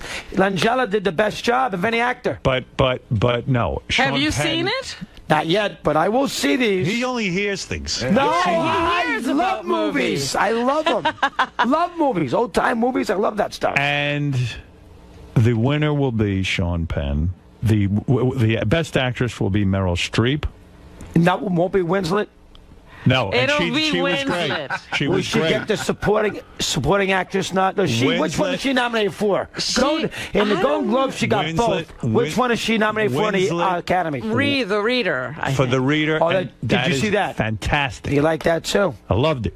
It's a great year for movies. It is. It's a tremendous year. Everything else is in the dumper, but the movies are the movies are great. Boy, you look at Howard's on top of it. I'm impressed by that. I know about everything. Well, you got all my information. In bad times, people do turn to entertainment and sports. They escape. Art sometimes excels during a bad time. Why do I yell? I don't know. All right, Ralph, you're on the It's not Mike. It's Chris. No, I said we have microphones. Oh. What's wrong with you? You call him Mike one more time, I'm not I said we have microphones. He's Chris. He's the one. He's the winner. His name is not He's the one. Mike is the loser. microphones. His name is Chris. Do we have Ralph on the phone? Ralph's on the phone. Go ahead, Ralph. Never been a big fan of Mike, Chris. What's his name? Chris. Jeez, thanks a lot. Yeah. But forget the sports. He's 100% right. That new Batman movie sucked. The best Batman is the original Adam West. He doesn't like any Batman. See, I don't like the comic strip stuff in the 20s, which is all these Batmans are based on. Yeah. I like the TV series. If you were a real comic book fan, which I am, I grew up with comic books. Yeah. The thing that I waited for was that someone would make a serious movie about comics. In other words, not treat it like a joke. The original Batman series was not good. Yes, it was. Because they treated it like a joke. You're right. It wasn't. I mean, Batman had a gut. No, he had tits. I mean, Robin was They said silly things. The boom pow. Oh, yeah, the boom pow. Holy cow. What is so great about Spider-Man, the Hulk, all these movies, there's a realism. They treat it seriously, and they give it its due. And these are great stories and great characters, and I don't want jokes in my superhero movies. Yeah, but they're trying to make it, and I know it. They're trying to be serious with a superhero character, and to me that doesn't work. So, do you like any of the superhero movies? Did you like Iron Man? I did see Iron Man. I know I saw the Hulk one. Did you like? You saw the which Incredible was pretty Hulk? good. Hulk was with good. Norton. He's a good actor. He's good. The guy's a good actor. So what are you talking about? Well, I saw that with my kids, so that I see the Transformer stuff. Spider-Man, I liked. I like Spider-Man too. You liked it. It was fantastic. What about Iron Man? Did you like I didn't see Iron Man yet. Did you see Iron Man? Yes, Shut up. But you go to a lot of movies, Howard. I love movies. You know, I could have been a great director. You know that. I am a great actor. Well, you're very Anyone creative. who saw my movies saw and that. you Private Parts, that's another thing. That was a hot movie. I got robbed that year. I should have won the Academy You Award. didn't even get nominated. No, I won the Blockbuster Newcomer Award. You were Did you really? I did, and that was a very successful movie. And I beat out many major actors. Who were newcomers to? Who did I beat? Who was in that class? I don't want to say, Robin. You tell people. I don't even remember. Who played you in that? Me. He was in that by himself? You beat out we Brad were all Pitt. in it. You beat out Brad Pitt. Did you see the movie? I did beat Brad Pitt. Brad Pitt was a newcomer that year? Yeah, I think I forget what movie he was in. That was a very, very successful film. Not only was it successful financially, artistically, it was one of the best films ever made. Well, let's not go crazy. No, I'm telling you. Go back and watch it. Is that true, Robert? Just like The Godfather, there are classes on this film. Listen, why do you think they still show my film on TV? Most films come and go on TV. Because you're such a big star. No, that's not the reason. It's a fantastic movie. And if I made another movie, that would be fantastic, too. Did you enjoy that more than all the other things that you've done? Yes. Yes, I did. Books and all that kind of stuff? That's right. Even this show. More than the show. But the show is every day. You can grind it out. You can create it. I got on that set. I lost my mind. First of all, they have French service. You know what that is? They got waiters walking around with gloves, white gloves on, serving food. All I got to do is memorize a few lines, go out there and act like a retard, and they're feeding me, and they built an apartment for me. I thought I was a king. That movie made a lot of money, too, didn't it? It did very well. At the end of the day, $80 million all combined. DVD, everything. That movie made $80 million? $80 million. You gave Paul Giamatti a story on that movie. Paul Giamatti, I started. He's great, too. Love the Illusionist. Love the Illusionist, which is good. I had something You to put Giamatti. I got to rent that. I told him what to do. Can I still go to Blockbuster and get that? What, private parts? Yes. You better go to Netflix. I don't know if you find a Blockbuster in your Right, neighborhood. you're a little out of it. Oh, I guess did they go Of course under? you can find. Yeah, I think. Gee, where am I? I think, in fact, we're behind them in bankruptcy. I'm pretty sure. All right, listen to me. You're a great guy. You're the best, Howard. Well, hold on. I appreciate you always. What is it, Gary? Do you want to know who you beat for Best Newcomer? Yeah, who go was ahead. in that Go group? ahead. Now, just let me brag a little. Oh, you're going to brag. Why you You beat Casper Van Dien for Starship Troopers. Okay. And Michael J. Weil, who was in Spawn. I beat both those guys. That's right. Wow. I remember that. What Those year two- did that come out? About 10 years ago? Yeah, I think 10 years ago. And they were right, because look, we don't know who those guys are. Yeah, I wrecked those guys' career after I beat them. Let's go to Lewis, who wants to say a quick hello. Come on, let him say hello. This is exciting to have you here. Mad Dog, his channel, 123, XM channel 144. And by the way, see Chris tomorrow night at 11:35 on the Late Show. I'm not sure if I'm the 11:30 guest, as you were talking about earlier today, where you know Why? you've made Who's it. going to be the first guest? I'm out? not sure. I'll be on the second guest. He'll get me on by 12. He'll get me on by 5 after 12. Why go there then? You don't because think you're I'm not first? you, Howard. I need the publicity. Yeah? You, on the other hand, you make the show. Listen, sometimes you and Dave are close, aren't you? Oh, real close. Yeah. Aren't you friends? We tried it. Yeah, we write each other once in a while, a little note. I thought you two were going to try to pick that up again. I said to him, we'll go to dinner. Yeah. Then he wrote me a letter back. Yeah, we'll go to dinner. But it sounded sarcastic, so I'm not going to get started. You two. When's the last time you've been on there? Oh, geez, I haven't gone on there. They asked me a lot to go on. I think it's been Why wouldn't you go back on? I don't really want to say that. I have nothing to say at that point. Yeah, but it's enough but of that. I don't need to be you judged. make people happy by having some fun there. People will enjoy that. Don't you want to make people happy and have you on 1140? That's a great spot. I make people Isn't happy it, Robin? here. Well, it's a great spot, but, there is some question as to whether if you make yourself exclusive, if you don't drive people here by saying this is the only way you can get them. I'm thinking of the big picture. All right, that's the that smells philosophy. Lewis, you're on the air in Brewster. Hey, Howard. How's Chris's tan today? Is it You're not as tan right? as you usually are. Well, it's not the summertime. Right, he's not that tan. He actually looks human. Yeah. First time I met him, he was like a lizard. But he looks terrific now. I like it's not the summertime. You don't need to tan. Aren't you worried about skin cancer? I should be. I don't worry about it, and I should be concerned by that. Be correct? careful with that stuff. Okay. Yeah, what is it, Foha? Chris should get. There should be a big viewership on Letterman tomorrow. He's going to follow. I would guess the Jonas Brothers. It says the Jonas Brothers are on first, and Chris is on next. Wow. You know what? That's an insult. I mean, The Jonas Brothers. I should bring one of my kids. You should. Yeah. Bring your kids so they can sit there and see what a note. I'm glad you told me that. I might look into that. And my girl loves the Jonas Brothers. Then bring them. And Ashford and Simpson are And she's sitting off in. tomorrow. No school. Ashford and Simpson? They're sitting in with the band. Oh, they're terrific. Goodness. I went to see them in a small club on the Upper West Side. They own a club. Ashford I and walked by Simpson. that the other day. The And sugar something. Is it still open? I think so. They had a little easel outside. You ever want to have a great night? You go out there, and it's mostly black people who perform. There's a lot of whites in the audience. They let white people in the audience. It's so much fun to watch all black people perform, and they sing terrifically, and they get up there. The blacks. And it's a fun night. It's great. And you eat food, and you watch it. I had a great night They there. have good food? They had good food, yeah. Yeah, it was fun. Look. I still can't believe I got the Blockbuster thing wrong, for goodness sakes. No more Blockbuster. Gee, what am I thinking about? There are some. That tells you trying to get this channel together. I've lost touch with America. My mother called me the other day. I can't tell you. You got us into those DVDs, and we love it. And then your father and I joined Blockbuster, and now there's no Blockbuster. I don't know what happened. Do you speak to your parents? Do you speak to your parents once a week, Howard? Oh, yeah, at least. Oh, you do? Oh, absolutely. They listen?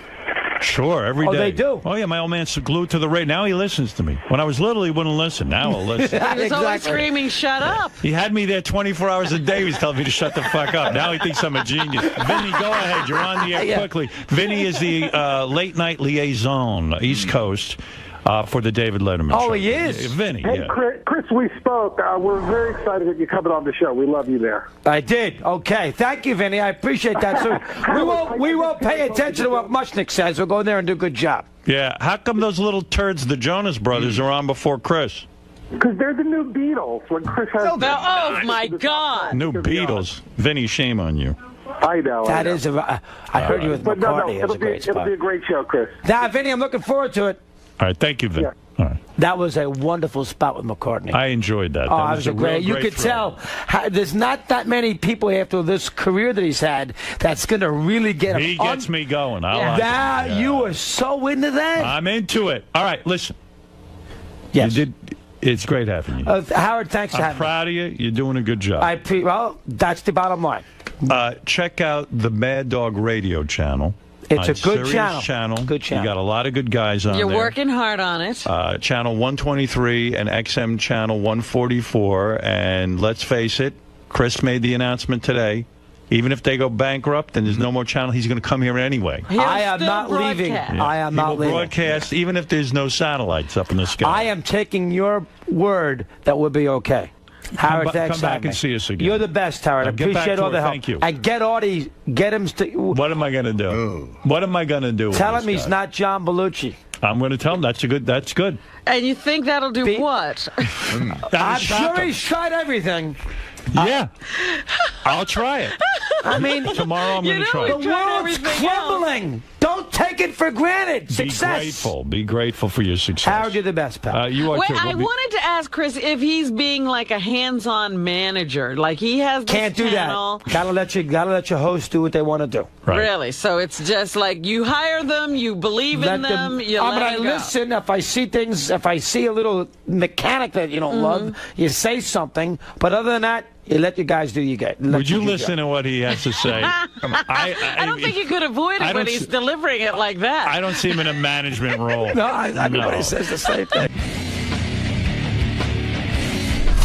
Chris. Yes. You guys were all over the place today. Yeah, all over. It's a harder interview to do because the first time it was sort of a novice thing. He didn't know me that well, so he wants to get to know me. So it's a little bit more of a spontaneous, anything goes thing. This one, we've already done the introduction. So this one, you got to do more of a radio interview. It's a little dicier, but still had a great time. I love going in there. You guys are comfortable. Yeah, very much so. I mean, I don't think there's any issues at all of us getting along. Plus, he likes this mic thing. He likes to play this mic angle, so it gives him something to chew on and have some fun with. Now, you said you were concerned about Artie after you read his book. And I read the article in Rolling Stone. I want Artie to get healthy. This is ridiculous. Artie, life's too short. I know there's maybe some complications and issues I'm not aware of. They're paying you a ton of money to be funny 4 hours a day. Stop with the booze and everything else. Come in here and do a talk show. It's fun. You're not John Belushi.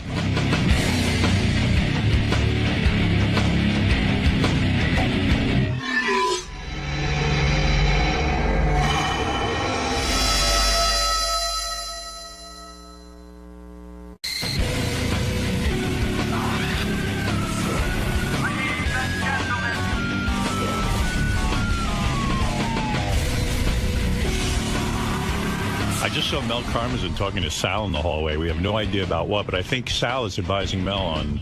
Is that where he's going for advice? That's what. Yeah, that's where he goes whenever he needs advice. Please don't. Why are Or you talking pep to Mel? talks? I told you you're not allowed to talk to Mel. I was walking to the printer and Mel stopped me. All right. I fucking panicked. Because last time I saw him, I called him Mr. Moonves in the elevator.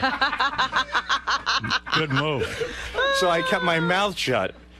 But he grabbed me and he put me against the wall pretty much. He said, listen, he goes, as far as your lawyer friend that you're panicking, you and your guy friend Richie calling him, he goes, he's explaining something about this happening, this bankruptcy, about a press release that we never released to begin with. He goes, so everything is basically a bunch of gibberish because they never executed that press release. That never came from us.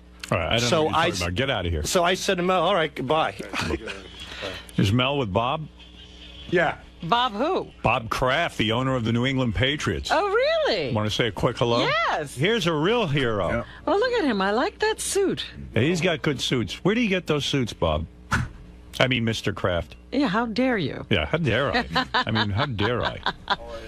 Wait a second. Where's your mic? Number 3. Number 3. Okay. Hey, where do you get your suits? Brioni. Wow, that sounds important. Brioni? Best prices. What's a suit like that cost? I forget. I mean, you can afford any kind of suit you want. How did you avoid investing money with Bernie Madoff? You didn't know this guy? Actually, I have met him. You have? I had. Yeah.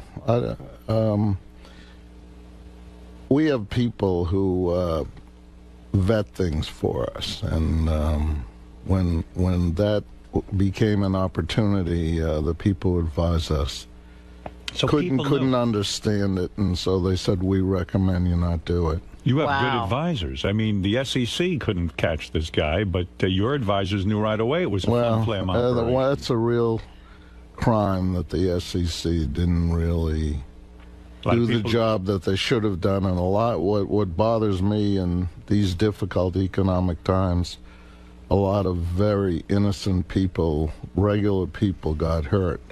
There's a lot of well-to-do people, but there's a lot of people who dependent on their retirement and their basic it's needs. a horror story. Yeah. It really is.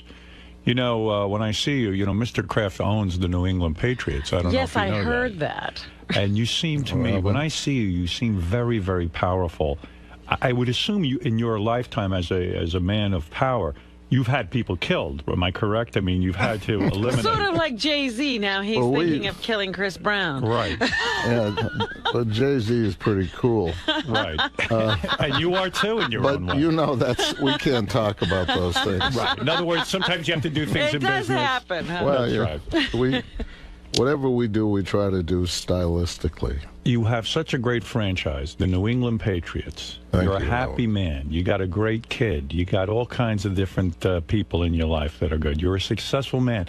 Is this economy hurting you at all, or are you Teflon? Well, first of all, I have a great wife and 4 kids. Yes, and I know one of your sons, yes.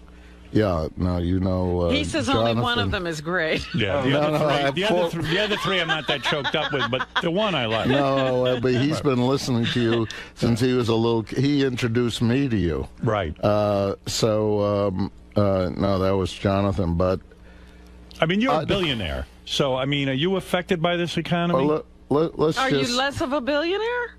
Well, let's just say this. I think it doesn't matter how anyone is doing, how this show is doing, if everyone around you isn't doing well. Right. That's not good. So you're not happy? No, it bothers me that a lot of innocent, decent people, the people who've made this country great, are suffering now because of decisions, lack of good oversight in Washington, and poor decisions by Wall Street, where greed got to an excess. And right now, the biggest problem we have is that there's a credit freeze in this country. Right. And good companies can't get credit. If good companies can't get credit, they're going to lay people off. They're going to... There's no growth. And they're afraid of what's happening, and so that everyone's cutting back. And what we have to do is bring back a sense of trust and confidence in the country. Now, you think Obama's going to be able to pull this off? He's got a big road ahead of him to go down, doesn't he? Well, he does. You know, his operational background is limited. He was a lawyer, but he's brilliant, and he's a wonderful speaker. He's inspirational, and I'm rooting for him big time, and the key to life is to have good people around you. You know your team that you have here together. Yeah, very our team has held special. us back. You're right. Now, speaking of our team has helped. In spite of our team, we've succeeded. Now, speaking of teams, what are we going to do with this Brady? I have a feeling this Gisele Bündchen. Well, yeah, he's holed up here in New York with his cast or whatever he's got on. You know, in a way, when you're getting that kind of quality woman, I mean, you're talking about one of the best-looking women on the planet. You've probably seen her up close. Have you met Gisele? Yes, many times. I mean, she must knock your socks off. I know you love your wife, but, I mean... You forget how to throw a football when you're looking at her. Right? No, well, Tom Brady is a special person and high-quality guy. And but is he getting ruined by this woman?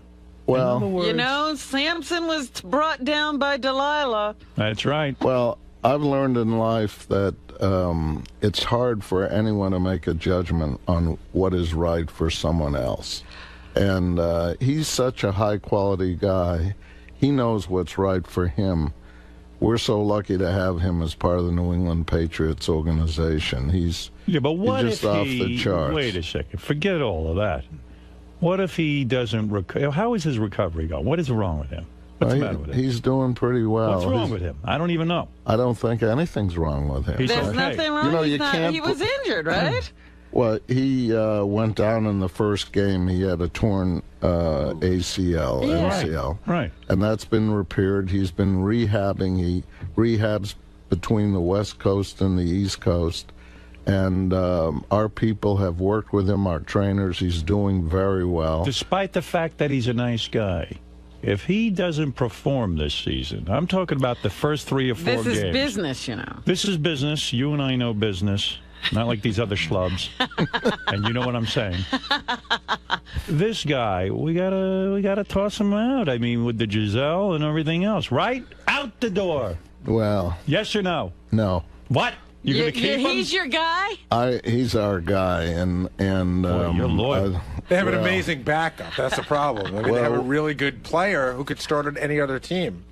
Well, you can never have enough good people in your system. The key to life is get good people around you. We were talking about Obama, and we need him to get the best people, and it looks like he's trying to do that. He's trying to do that. And we try to do that with our football team to collect the best people. And you do a great job because I see that the team did well even without Brady. That's right. And it's like your team. I don't know, is Artie not here today? Well, you know, he's got the heroin. We're limping along without him, you too. know how it goes. Artie came to your house, didn't he? Yeah, well, I met he and Gary. We had the greatest time. You guys weren't snorting coke with Artie, were you? Are you? You didn't cause his problems. You're not involved in any of that, are you? I hope not. We had a pretty fun time that night, but my point is, what was it like? You've assembled a great team, and together as a unit, you know, all the different characters you have. I love listening to you. You know, it's Thank you. It's 100 and 124. Those are my 2 favorite Sirius stations. I have a question about football, though. Oh, wait 1 second. I got to find one thing. What? What was it like when Baba Booey came to your house? I mean, to have... What about Artie? Artie was there, too. Well, forget Artie. Artie did stand-up. Artie's like letting a robber into your house. He's like I don't even let Artie into my house. No, we tried. My third son, Josh, he does community. No, he runs the Boys and Girls Clubs of Boston. He never asks for anything. Right. And he's also a big fan. And so we try to do something for his 40th birthday that he would never ask for or do. And he was upset with us when he saw what happened, but then he was very happy. And a lot of it was the way Gary and Artie conducted themselves, and they just fit in with the people we had. Thank and it was God. one of the special evenings. It was a great time. Thank God it worked out. Who knows with those 2? Yeah, it could have gone terribly wrong. Artie and I represented the show perfectly. Yeah, you did. They did. And Mr. Kraft sent a private jet for you. I mean, it was a very heady experience for these guys. Yes. You know, they're 2 street guys, you know. Olivia, our stewardess, still talks about what gentlemen they were. What about your kids now? Do they all work for you? Yes. They do. In one Boy, form or another, yeah. If you were my father, I would kiss your ass every single day. You wouldn't even know it hit you. Can I tell you, they don't need me. I'm lucky that they're part of our system. We're privileged. Life is family is the most important thing in life. And yeah, how do I get into your family? Yeah, your family is the most important thing in my life. I mean, what a family. It's complicated because you have to manage a lot of different situations and let everyone have their space and do what's right for them, and conflicts come with that. But you know what's funny? I turned to my father when I was a young man. My father had a little recording studio. And I said to him, Dad, I'm thinking maybe I'll work with you. And he said, No. You don't want to do that. Trust me. You're not working with me. You never said that to him. You were so nice. You let all the kids work with you. Think I pinch myself. If I can get up every morning and see each of my kids while I'm still on this planet, I mean, what is that? When you think about it, what do we all leave to this world? Nothing. Well, in the end, it's I had a great dad. He wasn't a man of great financial means. Right. But he said to me, when you go to bed at night, make sure the people that have touched you that day are richer for having known you. So beautiful. Boy, I really try my best to do that. And when you think about 100 years from now, whether you've made $10 billion or $100 billion, all that matters is the values that you put in your kids and grandkids, and do they help make the planet a better place, whether it's running a football team, Boys and Girls Club, entertainment on this studio. See, I have a theory that right now what's going on in the economy, the Howard Stern show, NFL games, become more important. People want to brand more with you. They're looking for an escape, and they're looking to people they can trust and feel comfortable with. Well, that's why I wanted to ask a question, because it seems to me with all these new stadiums, and things that people are doing, they're pricing the average fan out of sports.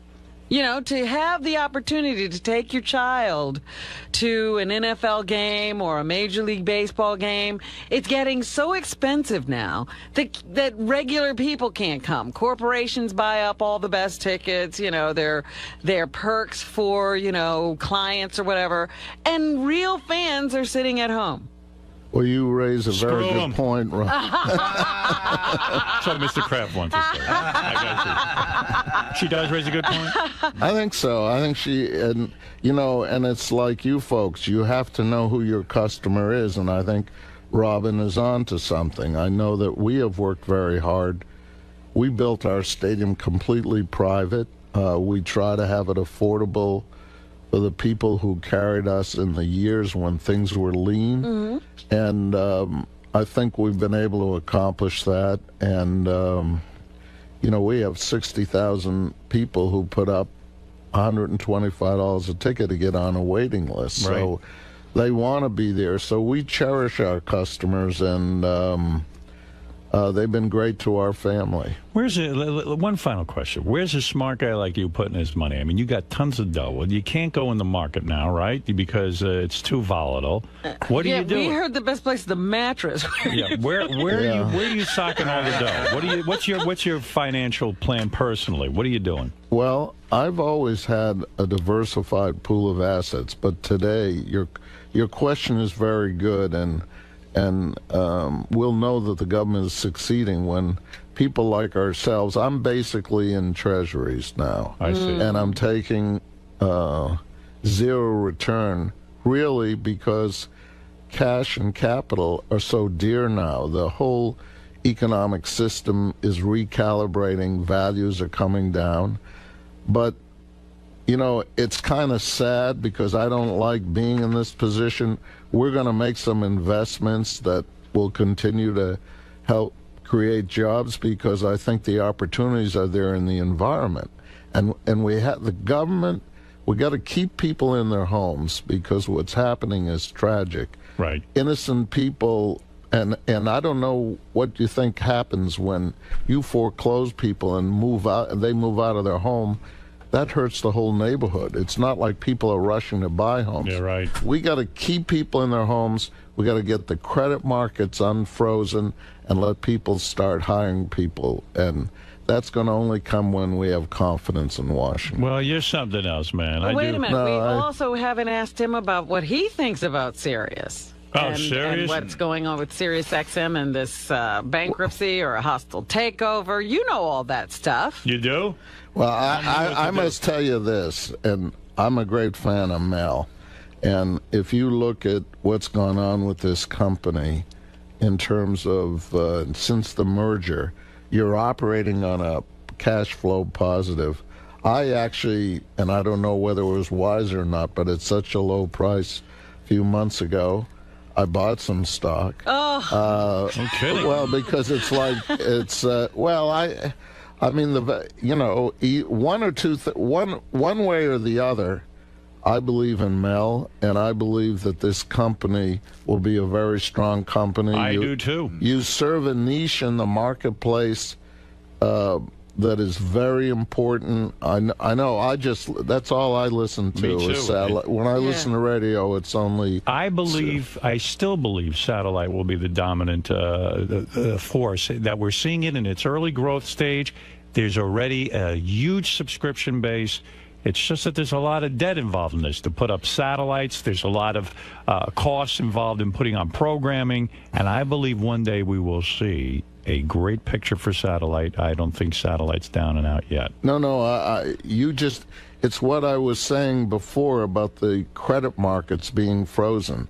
In a normal business period, a company like Sirius could go out and get, with the performance that they have now, they could go get credit. What's happening, we have a lot of people calling our family to help get credit lines. Good company. In this environment, we have good companies that can't get credit. Profitable companies. Right. And it's criminal. And this is what's happening to the average person, is being impacted by this. And shame on us as a country. This is still the greatest country in the world. Any of us are born here, are blessed. You think of where all our ancestors came from. Look, it's the only country in the world where a single mother could give birth to but give birth to a black young man, and he could become president of the United States. I thought you were talking about Octomom. Well, right, that's some other story. Yeah, that's something I don't know. You don't know about that. Well, I just see the headlines, and it's too much. I don't go there. It's too much. Listen, you're a great guy. Hey, thank you. Thanks for making our mornings so entertaining. So incredibly supportive of me, you and your family, and we love you. We love the New England Patriots. Absolutely. You guys are great guys, and believe me, I love knowing you. And I thank you for stopping by. I'm honored. The feeling is mutual. What can I tell you? And be well. And believe me, I feel such a connection to you. I'm going to invite you to my Facebook page where I hang out. He can be a friend. I'm going to friend you on Facebook, if you know what I'm saying. I'm in. Mr. Kraft. Hi. How was it going in there today? You're such a big fan and all.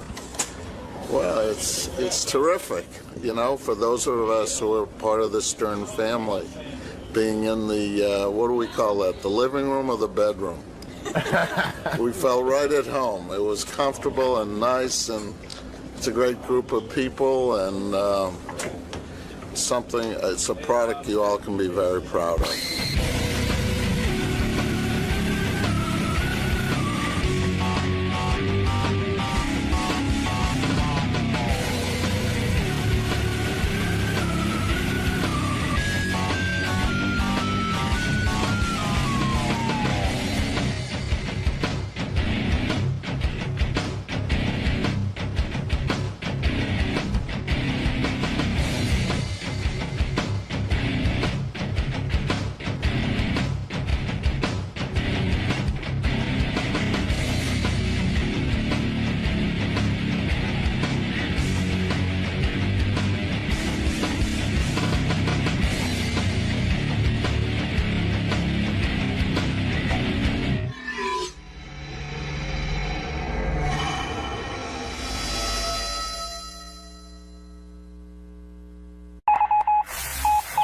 This is the best of the wrap-up show. A recap and behind-the-scenes look with John Hein and Gary 𝗏𝗏𝗏𝗏. The best of the wrap-up show begins now. Hey, it's Gary 𝗏𝗏𝗏𝗏, Baba Booey. On Monday's wrap-up show, we talked about Artie and Ralph's trip out to the West Coast to Sam Simon's poker tournament that he was taping for a TV show. But most of the conversation was about how irritated the audience and some of us were that Ralph flew first class, stayed in this amazing suite, and generally got paid way too much to do. We're not even sure why. Here's how it went.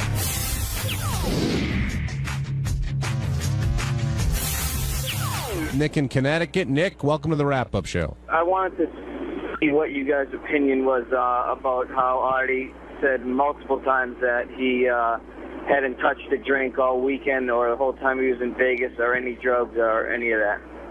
So what's your question? Oh, I just wanted to know if you believed him. I don't really think about it. No? I mean, I'm at the point where it's like it's Artie's life, so I don't know. You know, it's not my job to believe him or not believe him. I believe him.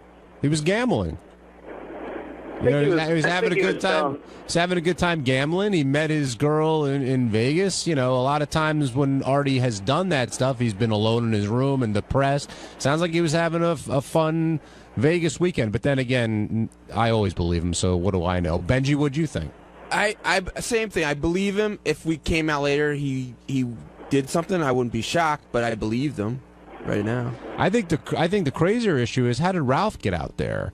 Well, Sam Simon flew him out first class. And was part of the show. And yeah, this is what I heard. I heard that somebody who was supposed to be on the show bailed on it at the last second. So Ralph and Artie were brought in as a team or something. I'm not exactly sure. But, yeah, Ralph's he's a celebrity, a poker celebrity. Good for him. You know what? If somebody's willing to give it to him, should he turn it down? Nah, you can't argue with that. Bill in Rome, you're on the wrap-up show. Oh man, I'm on fire. That makes me so fucking mad. What's that? He's up in a luxury seat. He's playing cards with Sam Simon. They're flying him first class. What the fuck? Yeah, but see, for it makes me fucking sick. I mean, the only thing he's ever fucking done is befriend Howard. See, then Brown knows everybody else that he fucking meets. See, Bill, I don't get mad at this because at least on some weird level, Ralph was giving something back. You know, due to his association with the show, he may be able to have some, bring some form of celebrity to the show and be able to promote it on our show. I get more angry. Hold on, Bill. You don't even fucking believe that. I do, but hold on. I get more angry when I find out that he's been flown to Munich first class to go sit in a fight that there's no reason for him to be at. With the per diem. Oh, man. With the per diem. With the per diem. But yeah, this is, he actually performed a service here of some sort. Boy, I tell you, man, it makes me fucking... I know it's just jealousy, but boy, it makes me fucking mad, man. It's nice work if you can get it. I love that Bill just admits to the jealousy, because it's true. Sometimes it pisses you off. Right. I think a lot of the reason that many people hate Ralph is because they're completely jealous of the life he has. Well, Ralph makes you mad at him because instead of saying, like, no, I earned what I have, Ralph will go, somebody's willing to give it to me. Fuck you. If you can figure it out, go do it yourself. I'm taking what I'm getting. And that's what makes people mad. No, what makes you mad, yeah, he's just such a fucking asshole. I mean, even when you watch his roast, that made you see what a real fucking jerk-off he was. Well, why? Why? It pissed you off because that you couldn't get... There was him being him, sitting there, no, I don't want to read this. No, it's not my job. Who the fuck's this guy? Who the fuck is he to make fun of me? I mean, just fucking complete arrogance. And in my opinion, he has no fucking right to be arrogant. Well, who does? I don't know, maybe Howard, but Howard's not arrogant. I mean, Ralph is fucking Ralph. I mean, he's fucking Ralph. All right, I love you guys. Welcome back. Thanks, Bill. Thank you. Cameron in Baltimore, you're on the wrap-up show. I really wanted to get this information from Artie. Was he speculate on that gambling show that if he won money, did he owe the money then to charity? I think Artie's feeling was that he was going to play for charity, so whatever he lost or whatever he won would have gone to charity. That's the feeling I got. That's what I'm saying. He never clarified that I mean, I would love to get Sam Simon. Like, if Artie wins $20,000, is Sam Simon going to take that from him?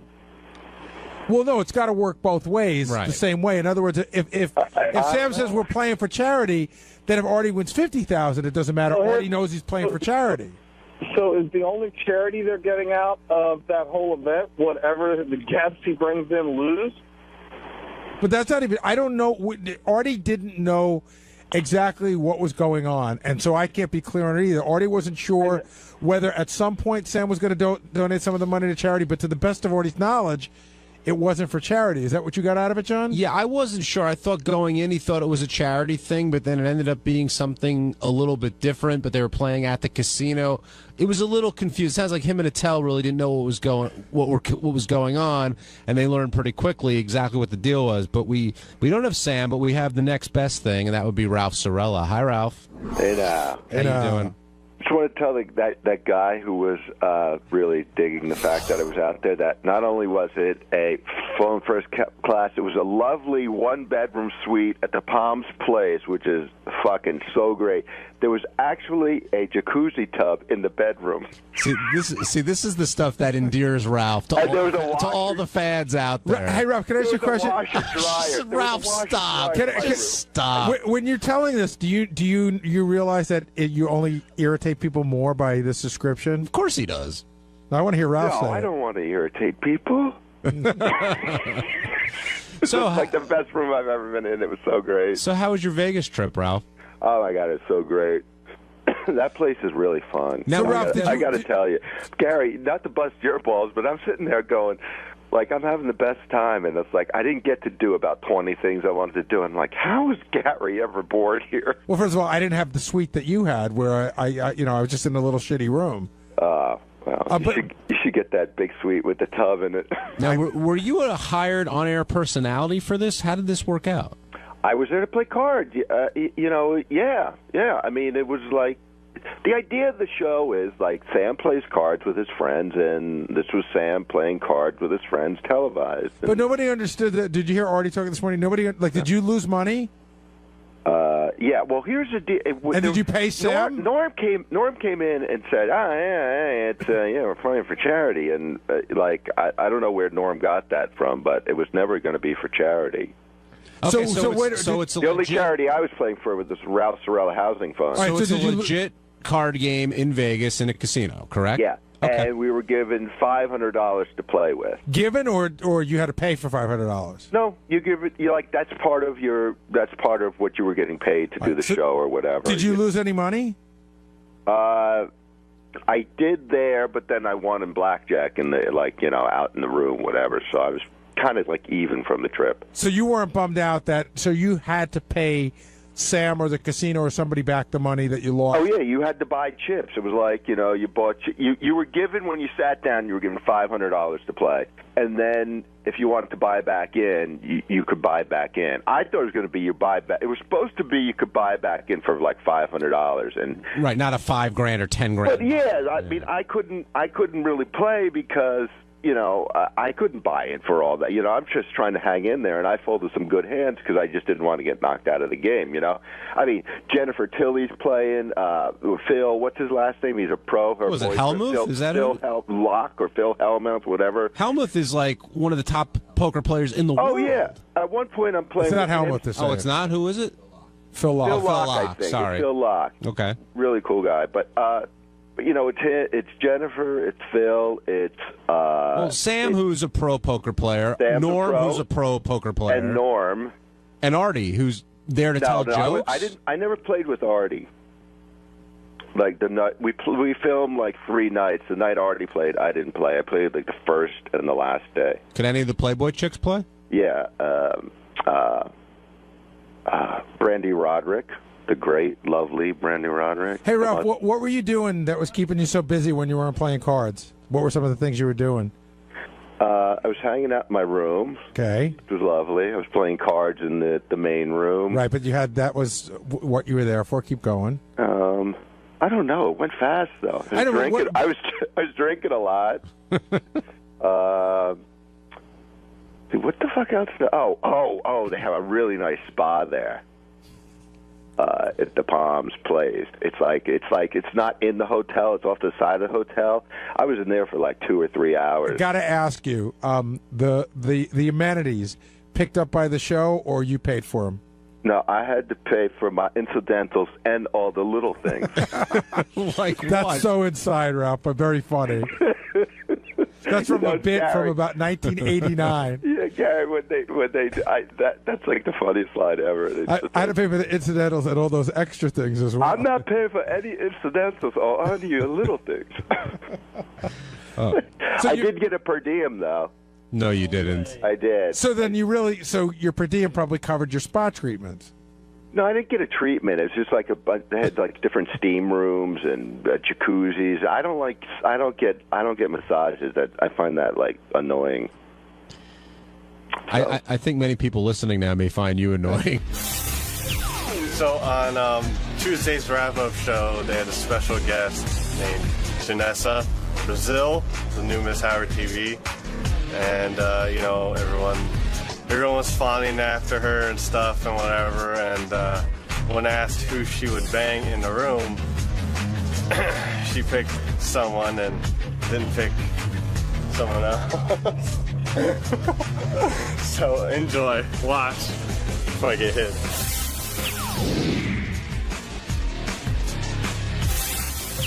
Janessa, welcome to the wrap-up show. Thank you. Thank you. How did you enjoy your time in the studio today? Oh, I had the best time ever. I love that. Was meeting Howard what you expected? Yeah, I think so. Better than what I expected. How so? I thought he was going to be a little tougher on me, so I was expecting it to be a little more nerve-wracking, but it wasn't as bad as I thought. It was very nice. And what did you think of Artie over there? Oh, he's just a trip. There's no words to describe how awesome he is. He's hilarious. Now, we've got a bunch of calls on our show so far saying that your Sybian ride was the best one that's ever happened up here in 3 years. That's a hell of a compliment. Oh. Can you describe what it felt like being on there? It was just out of this world. I've never experienced a Sybian before, and I was expecting it to be somewhat like my favorite vibrator, but it was definitely 10 times better than my vibrator. So, and I came a lot faster. So it was definitely crazy. I'm definitely going to need one at home. What'd you think of her Sybian ride, Ronnie? Oh, it was awesome. Everybody was